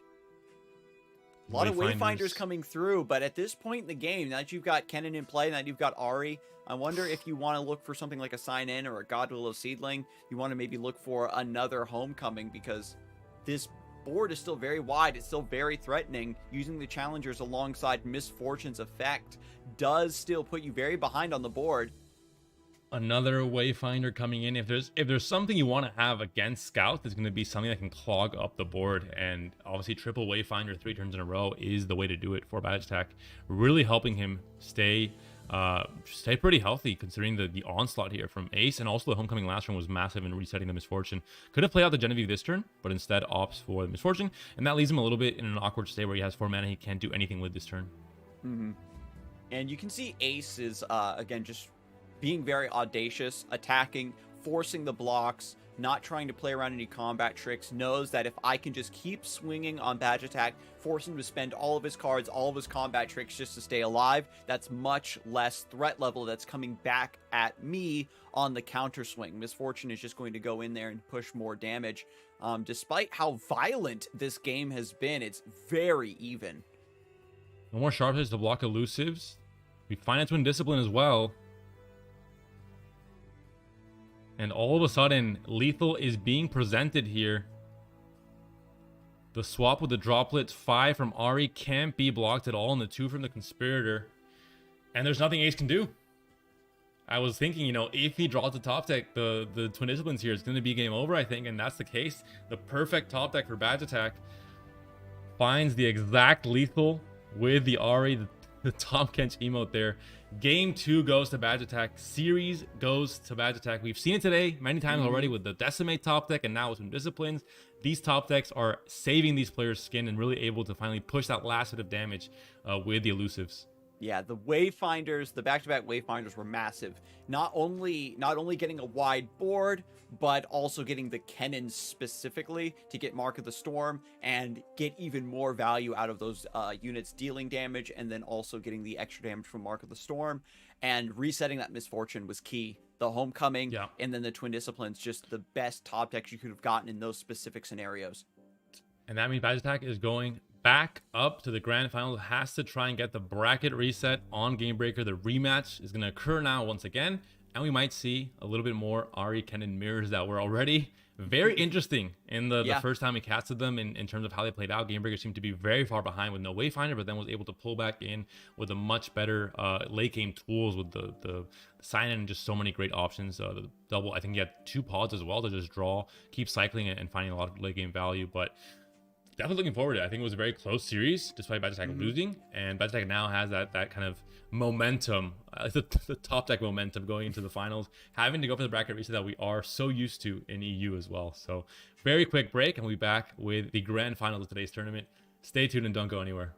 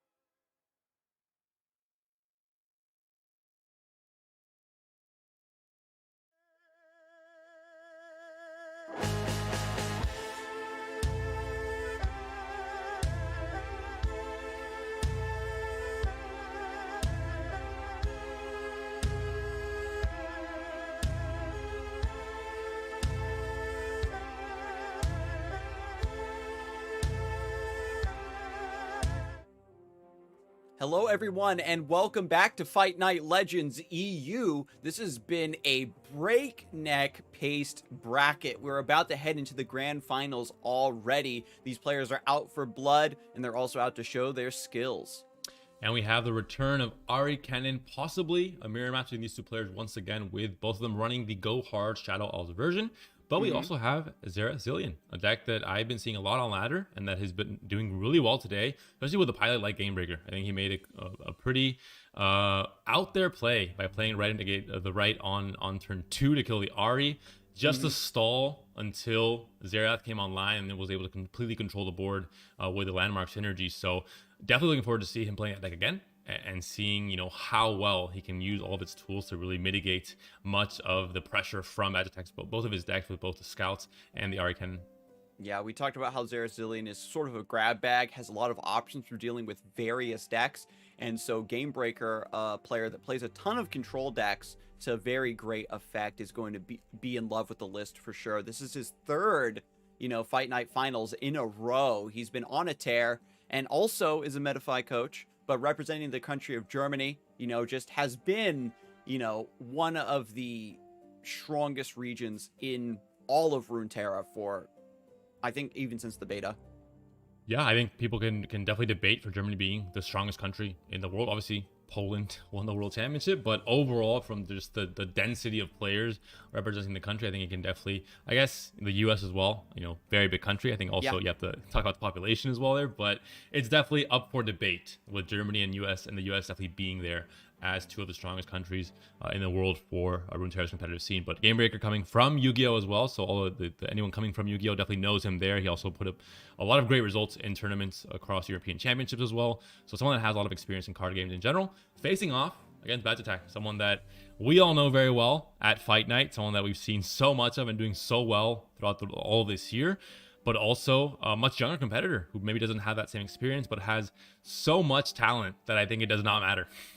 Yeah, I mean, I couldn't have said it better. Agitek has just been annihilating the competitive scene, and very recently he's been in very rare form, taking a lot of wins, a lot of high finishes, and continuing to adapt to the metagame, right? That's one thing with Agitek, is because he is such a flexible player, it's not just one specific one specific style of deck.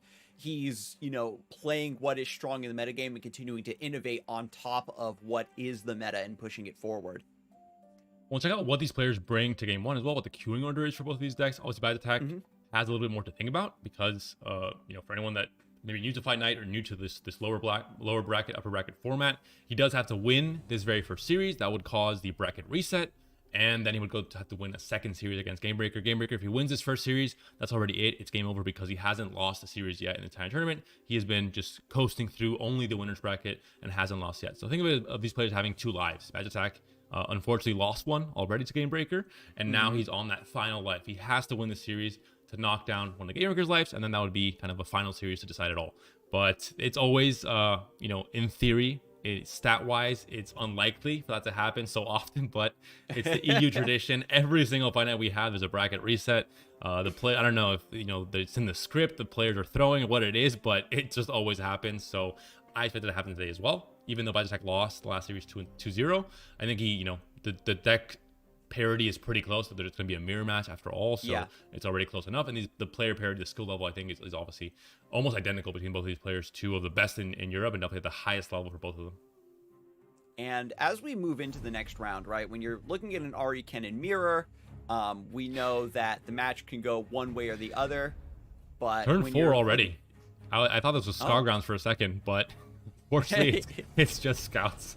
I think look at all those spells in hand from Agitek. This is not looking good. If your first play looks to be an Island Navigator and it got a Bloodletter, so the next thing you summon is going to take damage, that's pretty rough. Gamebreaker just putting up a very stellar defense here, and this is kind of what we saw in their first showing, where Gamebreaker was pretty far behind. It looked like it was doomed. It was able to pull out the win, but because Agitek doesn't really have any threats, it's just a lot of attacking and more spells, but not a lot of units to actually make use of that. I think it's going to give Gamebreaker a lot of time to stabilize now. Yeah, pretty awkward hand. We talked about hands and, you know, a lot of matches becoming non-games because certain hands are just so terrible in the early game when your deck is so it has just such a clear mission of applying pressure early that if you skip that part of the mission, then already you're just so far behind in terms of, you know, developing your game plan. So it might be the case here. It might be too little too late. You do have a lot of pieces now here with Misfortune coming down, with the Island Navigator for Scout, and with some protection with Ranger's Resolve. That is fair. That is fair. The Island Navigator can scout, can get 2 procs of Misfortune. If Gamebreaker now has to keep the deny mana up at all times to stifle the Golden Aegis play until you get to a homecoming like we saw in the losers finals, having the homecoming to reset the Misfortune is definitely key to this matchup, and certainly getting Kinko Wayfinder is going to be a huge help to Gamebreaker as well. And right away with this slow start, for Gamebreaker to have 2 denies in hand is massive because we see that both Golden Aegis there in hand for Badge Attack are going to be perfectly answered by denies, and that's going to be the one of the, I guess, the biggest power spike in terms of trying to level up Misfortune very quickly. And again, no interaction from scouts, so Gamebreaker can kind of just go all in on whatever combo play you want to try to go for. And you have to play Ranger's Resolve here. Stops 1 point of damage from Lightning Rush and stops 1 point of damage from the Mark of the Storm. So actually very relevant here. Yeah, was trying to set it up. And now we have more scout attacks answering the cannon, pushing through more damage. And just the value, once again, of Misfortune plus a Challenger unit, pulling that 1 HP thing into play so it dies to the double tap is beautiful. Attempt number 2 at killing Misfortune does succeed at this point. I think this is because Badge Attack wants to replay another copy of Misfortune, wants to take off the mark off of it, wants to heal it back up to 3 HP. So I think it is the correct play to stop trying to just save that one and instead just replay the next one and think about the next level up on the second copy.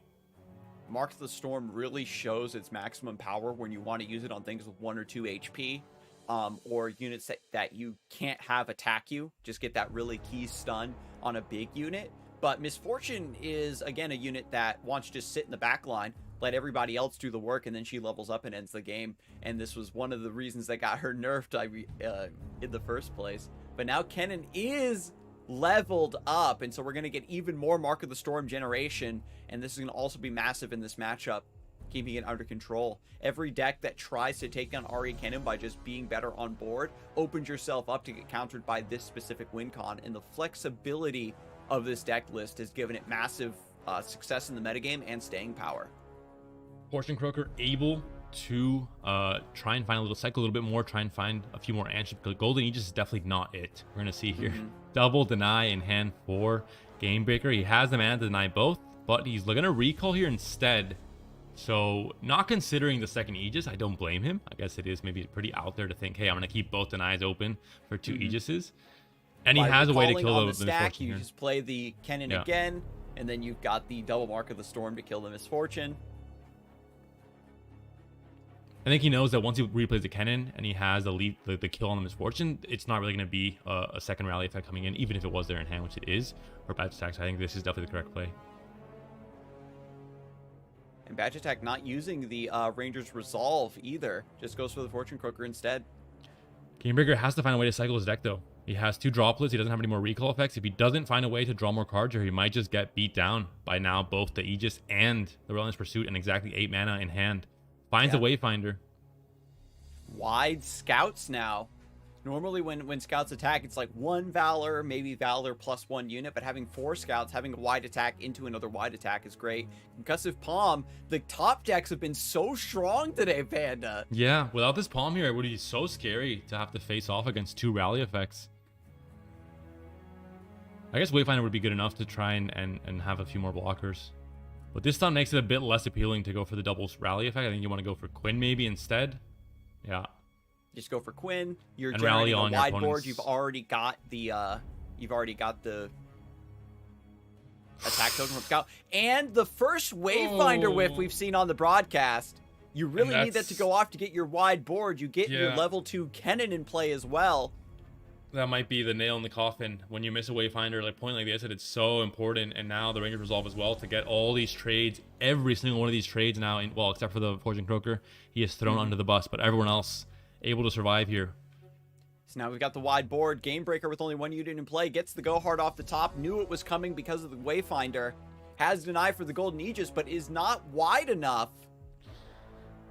Yeah, the deck just didn't work out here for the same way we saw Gamebreaker just going in this huge value game in the last time he faced off in the mirror match against Badge Attack. In this case, just seems to have ran out of fuel. There's in the deck. deny, and now Relentless Pursuit. Gamebreaker used both denies, and we have another rally in the deck. All the scout lists we've seen so far are just on triple Golden Aegis, but Badge Attack also has the Relentless Pursuit, knows the power of rally, recognizes that that's the way you double down on the scout strength. And right away, a deck can feel very good, but there are going to be certain games where you know when the game's over that the deck did not function as it normally does. And I think that was the case here for Gamebreaker. Didn't find the right amount of cycle, didn't find a way to push back these droplets to hand, to refuel and find more options for the late game. Had the denies for the rallies and a slow start from Badge Attack. We have to mention, it was a very awkward hand to start things off, but still was able to get the win there. And now we're getting into the Ahri Kennen mirror match. Again, both players on the Shadow Isles variant, and both players, the only difference being is that Badge Attack is on 2 copies of Scattered Pod. Right away, that go hard there is so massive and stopping the early turns for Gamebreaker and what he was trying to do with the Conspirators to start, cycling these droplets. You have, once again, the Wayfinder for Badge Attack, but not for Gamebreaker, so to start things off, things looking pretty good here for Badge Attack. Oh, never mind. Parity has been accomplished here for both players. Both have the Wayfinder now. Hopefully, they won't whiff. Well, I have to see. Maybe the Wayfinders just don't pop off, and we just have to have them build their boards from scratch. Badge Attack goes first, and the whiff! Gravebreaker nodding his head. This is the go hard that created another copy in the deck, and that copy screwed up the allegiance here. I'm sorry, but you gotta blame these players. I think it was Ruben actually that flamed deck builders for making this list with go hard, because it just seems like an anti-synergy with the allegiance. So maybe this is karma coming back to bite for that mistake, maybe. And now, when you're in a position where you don't need to play your own Wayfinder because you have a better natural curve with Kennen, Ahri, you're just trying to fight. So now Badge Attack gets the second go hard off the top, is avoiding these Nopifies quite handily, and then Gamebreaker gets his Wayfinder, has the wide board here, and I gotta calm down here, Panda, because we saw when these the same thing happen before. Exactly, when they went up against each other earlier in the bracket, things were looking doomed for Gamebreaker, and he was able to fight from behind against this massive Wayfinder swing. But I mean, double sign-in now looks like it's looking pretty good for Gamebreaker. He has all the tools. The same way I said the deck didn't function properly last game, I think now it's functioning a little bit too well. I think Gamebreaker has to tone it down because everything is working perfectly for him here. And so now Kennen is leveled up, and we saw that Gamebreaker wants to prioritize getting that through rather than playing sign-in. You've got a lot of cards in hand already. You've got a pretty wide board. So by going for a cheaper play like that, you still get the massive power spike of the Kennen level, but keep tons of mana open and remain flexible against Badge Attack's power plays. So Ahri pushing through a lot of damage, already down to 8 HP, and this means that the elusive chip damage is enough to set Badge Attack down, or maybe pack your bags to come through. Late in the game, after you've gotten your Wayfinders, Sign-In starts to draw for your second win condition. As the Mark of the Storm to kill off the droplet, there might be... Yeah, Notify here just stop the Mark of the Storm, keep this droplet alive, keep it alive for a possible homecoming to continue cycling. Now, Badge Attack is the one that seems to be running out of fuel, has just denying the Twin Disciplines.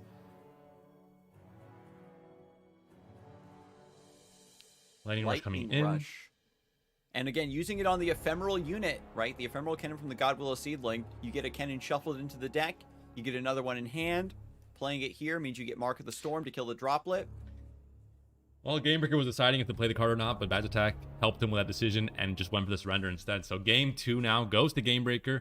Again, deck functioned not so well game 1. Game 2, the complete opposite. Everything seemed to flow perfectly. And the Allegiance miss, of course, from Badge Attack is... When a mirror is so closely paired and the player's skill level is so close as well, something like an Allegiance miss really just throws a game into a different gear altogether. And it really did favor Gamebreaker. We have to, obviously admit that. And as we go in again, with the players playing this deck over and over again, and you have so many chances to miss your allegiance. There's so many different like draw states that you can get where you're trying to go to one line and you're not drawing into another. It can be very awkward. And Ari Kennen, so far, the shortcomings have been the Wayfinder's not proccing or not getting your dancing droplets cycling in time. Very strong opening from Badge Attack already, with the droplet into the Conspirator to draw, and Gamebreaker hitting a much better early curve to get on the board into this double Zillion and get these time bombs also to keep the board under pressure. Odd hand though, double Zillion, not ideal. Hourglass, a bit too early to find really some great value. There's no Xerath obviously in hand either. Has the unraveled hand, so maybe that would be the way to get back into the game if he's able to find the Xerath soon as well. So let's see here. Predicting off the Zillion has to think very hard about what to take. Right of the Arcane seems like it could be a good idea. This is, of course, match point now for Gamebreaker. If he's able to win this match, tournament's over. He is the winner, but Badge Attack, of course, will try his best to win this and force a bracket reset instead. Takes the Endless Devout, wants to get on board. Gamebreaker trying to see very deeply into the lines based on the, based on what cards you have in hand, based on what your opponent's been doing. You have to say, do I want to play reactively with right? But instead goes aggressive with the Endless Devout. Silver lining here is that there is no Wayfinder on 4, so he's not going to be falling that far behind on the tempo on the board. Has a Pokestick as well for the Dancing Droplet, but there is going to be a recall in hand to stop this. And this is a great, just covers a lot of options because you force the recall into the droplet, your opponent draws a card, but you still draw a card from the Pokestick, and by forcing Badge Attack to save the droplet, you get to kill Ari. And so that's just a lot of damage and a lot of massive threat level kept under control. Finds the right, still knows they're to capitalize on all of these landmarks being played now.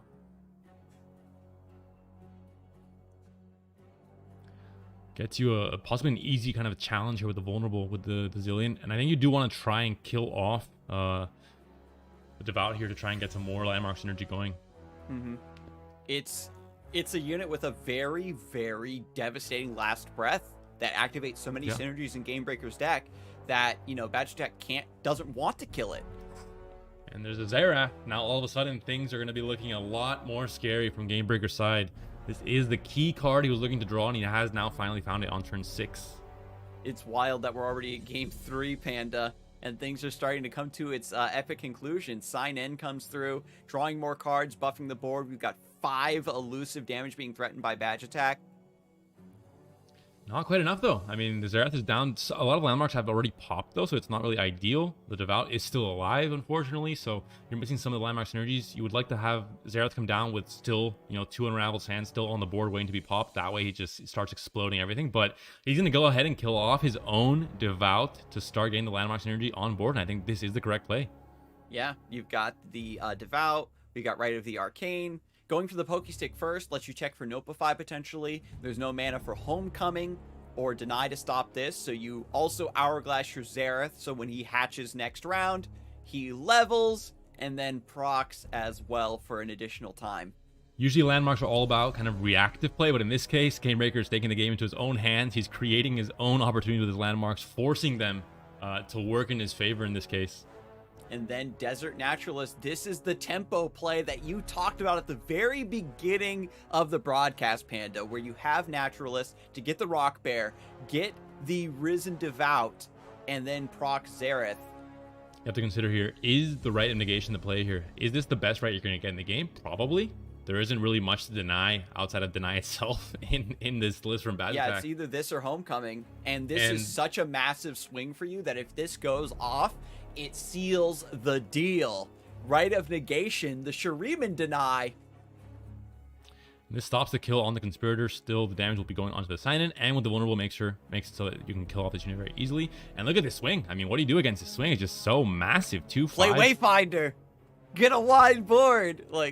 That's the only way. Wayfinder is just not there for him today. Missed Allegiance last game, and now just decided to not even show up. Just so embarrassed that he's like, nah, I'm not coming into play this time. It did so much work earlier, but now Kennen can't block Fearsome. And no matter what you block, it doesn't matter. Exactly. It's too much damage coming in through you. The Lightning Rush can't kill anything. No Palm. 11 HP on the Nexus, and just so much damage coming through here. And that is Game Breaker taking game 3. No bracket reset this time. Going and against that's going to be all the traditions.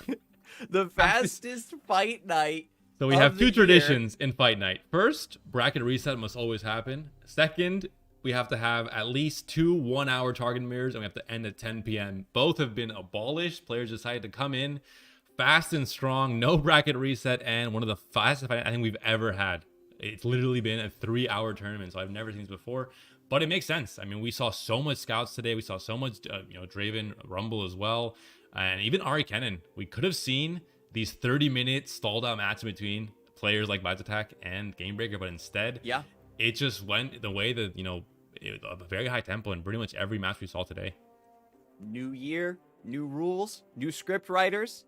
We got a lot of changes coming, Panda. The biggest of which, of course, is our newest sponsor, Metafy. We see the power there of Game Breaker and Metafy Coach going up against Attack, 2 of the best players in Europe, and just that clash of titans resolving very beautifully there. The Zillion Xerath has been an up-and-comer in the metagame, and again, if you're the type of player who wants to learn a new deck, something that is specifically based around being very flexible against a variety of decks in order to get its win percentages, not just raw power, then, Metafy coaching could be for you to learn that matchup from one of the greats.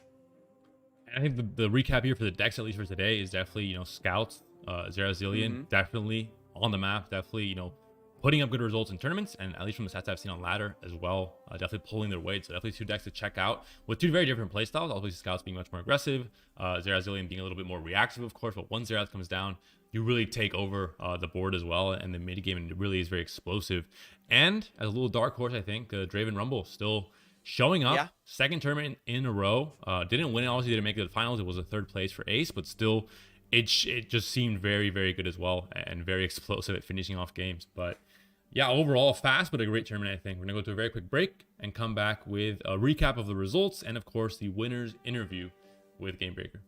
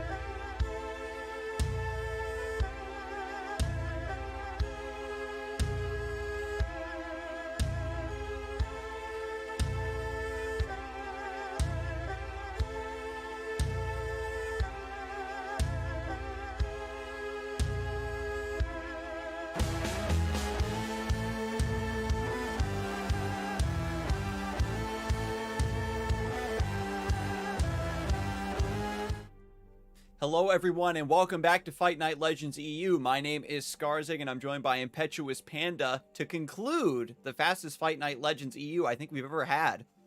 Yeah, I think it has to be pretty close. I think the last one was like 7:30 p.m. around there EU time it ended. So if not the fastest, definitely among the fastest. And to no one's surprise, we saw just a super fast-paced lineup for most of the players today. A lot of scouts, a lot of even Ari Kennen going the more tempo-heavy route, just finishing games out really quickly and not going more for the Sir Donald sign-in level 10 with only sign-in route. And that, I think, too, the meta for that week was a lot of control decks trying to just control and outvalue Ari Kennen. So now they just went ham.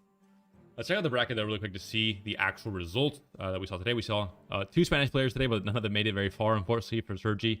Went on at top 4 there. But top 4 was Bulat and Ace, both players that came in after not having played in Fight Night, I think, in quite a while, especially for someone like Ace, for example. But they played really well. I think both players did a great job bringing also interesting decks like Draven Rumble and Poros from Bulat as well. But I think the key deck today was Scouts and Ari Kennen that both Gamebreaker and Badge Attack brought. Gamebreaker, a great run against Vissel, then Ace, and then Badge Attack. Especially the Badge Attack wins 2-0 in the winners final really set kind of the pace and kind of the momentum of the whole tournament. And Badge Attack fought his way through, defeating Simon, Sorry, and then in that losers final, Ace as well, but couldn't handle Gamebreaker and couldn't handle that rematch either. Yeah, so Badge Attack was able to get the rematch at the very least, but wasn't able to take it down. Gamebreaker denying the EU reset, and now we do have them on the stream for a quick interview. How are you doing, my friend? Congratulations. Hello, hello. I'm doing great, thank you. First question right away, Gamebreaker, I want to ask you about your lineup.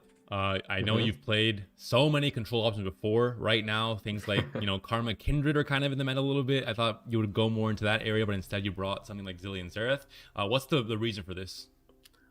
I really wanted to. I spent yesterday mainly testing different SI control variants. I just didn't find anything I was happy with. And what was most tricky for me is the region combination that's for Fight Night, where you can only bring a region once, where whenever I had a deck that I liked, it would never really pair with the different control. Like 2 control decks was really hard because every good control deck I felt like had to have SI. And I really wanted to not bring Ken and Ari because I think it's just like what everyone expects, right? It's what everyone hates. But I just ended up not finding a great pair without it. Yeah. And so with the Zereth Zillion, you said that it ended up being brought just because it was the best thing that you could pair while having that control option. So were you originally not really believing in the deck and you brought it just sort of out of necessity, or did it really grow on you? So this patch, it's these games today were the first games I've played with the deck in this patch completely. I haven't touched the deck since the Zerath buff. Mainly because I haven't been able to play much of the game in general the last 2 weeks. My last 2 Fight Night lineups were basically just like I sit down on the Thursday evening and I look at what's popular right now and what I like out of these. Okay. I've played Zerath Zillion before. It's been a deck for a while now, right? And the buff just made it better, right? Yeah. So I saw some people bringing it on ladder, people having solid results with it. And the way I saw it was that it didn't beat anything super hard, but it also doesn't lose to anything super hard. So if Ari Kennen is like kind of your solid pick, that's also really good against almost everything. I felt like Zerath Zillion was a solid pair because if Ari Kennen gets me a win, Zerath Zillion is very, very likely to get me 1 win out of 2 games because I don't think there's like 2 decks that consistently beat Zerath Zillion. It's like 45 to 55% in almost any matchup, and that's what I liked about it. Yeah, makes a lot of sense. Kind of a safe pick, I think, and kind of these non-polarized decks that for a player that has a lot of agency and it can really make the best plays all the time and go for those long games that I think we know you are very confident at. I think definitely makes a lot of sense. One question I have is the pairing of Ari Kennen with Shadow Isles. Last week, we did not see a single version with Go Hard. This time around, both you and Badge Attack brought it with Go Hard. Some players, I've seen some comments about it being kind of this anti-allegiance idea of Go Hard kind of creating copies in your deck and then you're missing allegiance. Maybe we saw it twice in the finals here with both you and Badge Attack. Do you think this is a more strong pairing with Shadows instead of the Absolver? So like I said last week, I haven't been playing the game as much as I would like to. Yeah. And so I just saw everyone playing the Arikennen Shurima version, right? It's everywhere. Even the exact list is like almost the same card by card. So I was just like, okay, if everyone's playing it, there has to be something to it. So I brought it last week, and it didn't do badly, but I just think that it's not the best version. So like for this week, I knew if I was going to bring the deck, it was not going to be that version, because I think the Mornt and the Blade Twirler don't do enough for the deck in general. Like they mess up what you get off of your Allegiance card. They just like, they are very slow to get you going, so they don't really help the bad matchups of the deck, which is fast decks. And then Absolver is also a card that only ever is good when you're already in a super commanding position, having flipped your champions and everything. And that's something I noticed last week. Like I had a feeling that it wasn't going to be that good, but I noticed when playing that, like whenever I drew the Blade Twirler, I was like, oh, I wish this was a real card. Or the Morn, I wish this was a real card. And it's just like, I don't think the Go Hard version is the like best version, period. I wanted to submit a Bandle City version with just like Pokestick or Group Shot, because they're like flexible 1 damage removal for like the mirror. But I couldn't do that with Darius Zillion, so I didn't find, like, I thought this was like the next best thing, and I like that it has more burn with the Go Hard face damage. With the Allegiance, you just try to, when Allegiance really matters, just try to not use Go Hard before turn 4 if you have it. And I mean, playing 1 Go Hard, you'll have 4 cards in your deck, which is like, that's an okay amount, but I don't like that pairing. Just for that reason, but it does have a lot of things going for it, so maybe the pros do outweigh the cons, like in total. Yeah, I certainly think that the idea of optimizing Arikennen fully will continue into the future, because it is such a powerful base. Who knows if just pure Ionia will rise to the top. I've seen some Iceveil Archer techs coming through as well, so players are still open and experimenting. Are there any other lists that you'd like to share, Gamebreaker, that you think that when you were poring over the data looking for decks to bring, that kind of caught your attention as well? So I've seen, like, the first thing I tried yesterday was like Anivia and FTR, because I've seen a lot of people having success with that. I like these kind of decks, but they did I know not you do. perform for I know me you at do, all. Gamebreaker. Yeah. I'm very aware you like them. Yeah. But I just couldn't bring myself to bring these, because for some reason people think Scouts is a real deck, and which it's not, but people bring it. So yeah, I mean, how many Scouts? 4 or 5? There was 4 today. That's and it did crazy. do pretty well. I mean, if there's 4 out of 8 people bringing Scouts, like it has to, but it shouldn't have. But okay, they're not even. It's not even with Suppressor. The only card that's even scary in Scouts is just like okay. Look. You're gonna have some people, adding you on Twitter. I think after. I know. I can hear the DMs now. There's a gang rising up to attack you right now. They're writing angry tweets. I hope you're ready to answer them with the claims you're making. But anyways, thank you. But yeah, definitely thank you so much for taking the extra time after your lightning fast win. Congratulations once again, Gamebreaker, for sharing your thoughts on your deck lineup and the metagame, and also sharing that take. This is, again, the new Fight Night Legends EU. We've got fast gameplays, no resets, and also hot takes right at the end. No one bring Anivia next week, guys. Don't do it, Gamebreaker. I know you're thinking about it. About that. No. All right, Gamebreaker. Thanks a lot. Congrats again on the great tournament, and we'll see you next week. Thank you. Bye.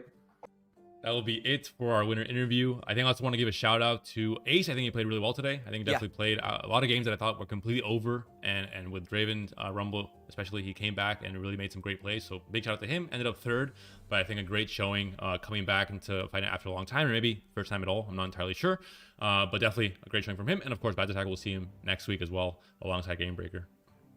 So the next Fight Night is looking to be very, very stacked for EU, but we also have more Fight Night action coming up for NA here in a few hours. That's going to be midnight European time, 3 p.m. Pacific time, 6 p.m. Eastern Standard Time. So just a few more hours to stretch, get some lunch, mentally prepare yourself for what NA has in store, and that will be it for us. We'll see you next time. Have a good one, everybody.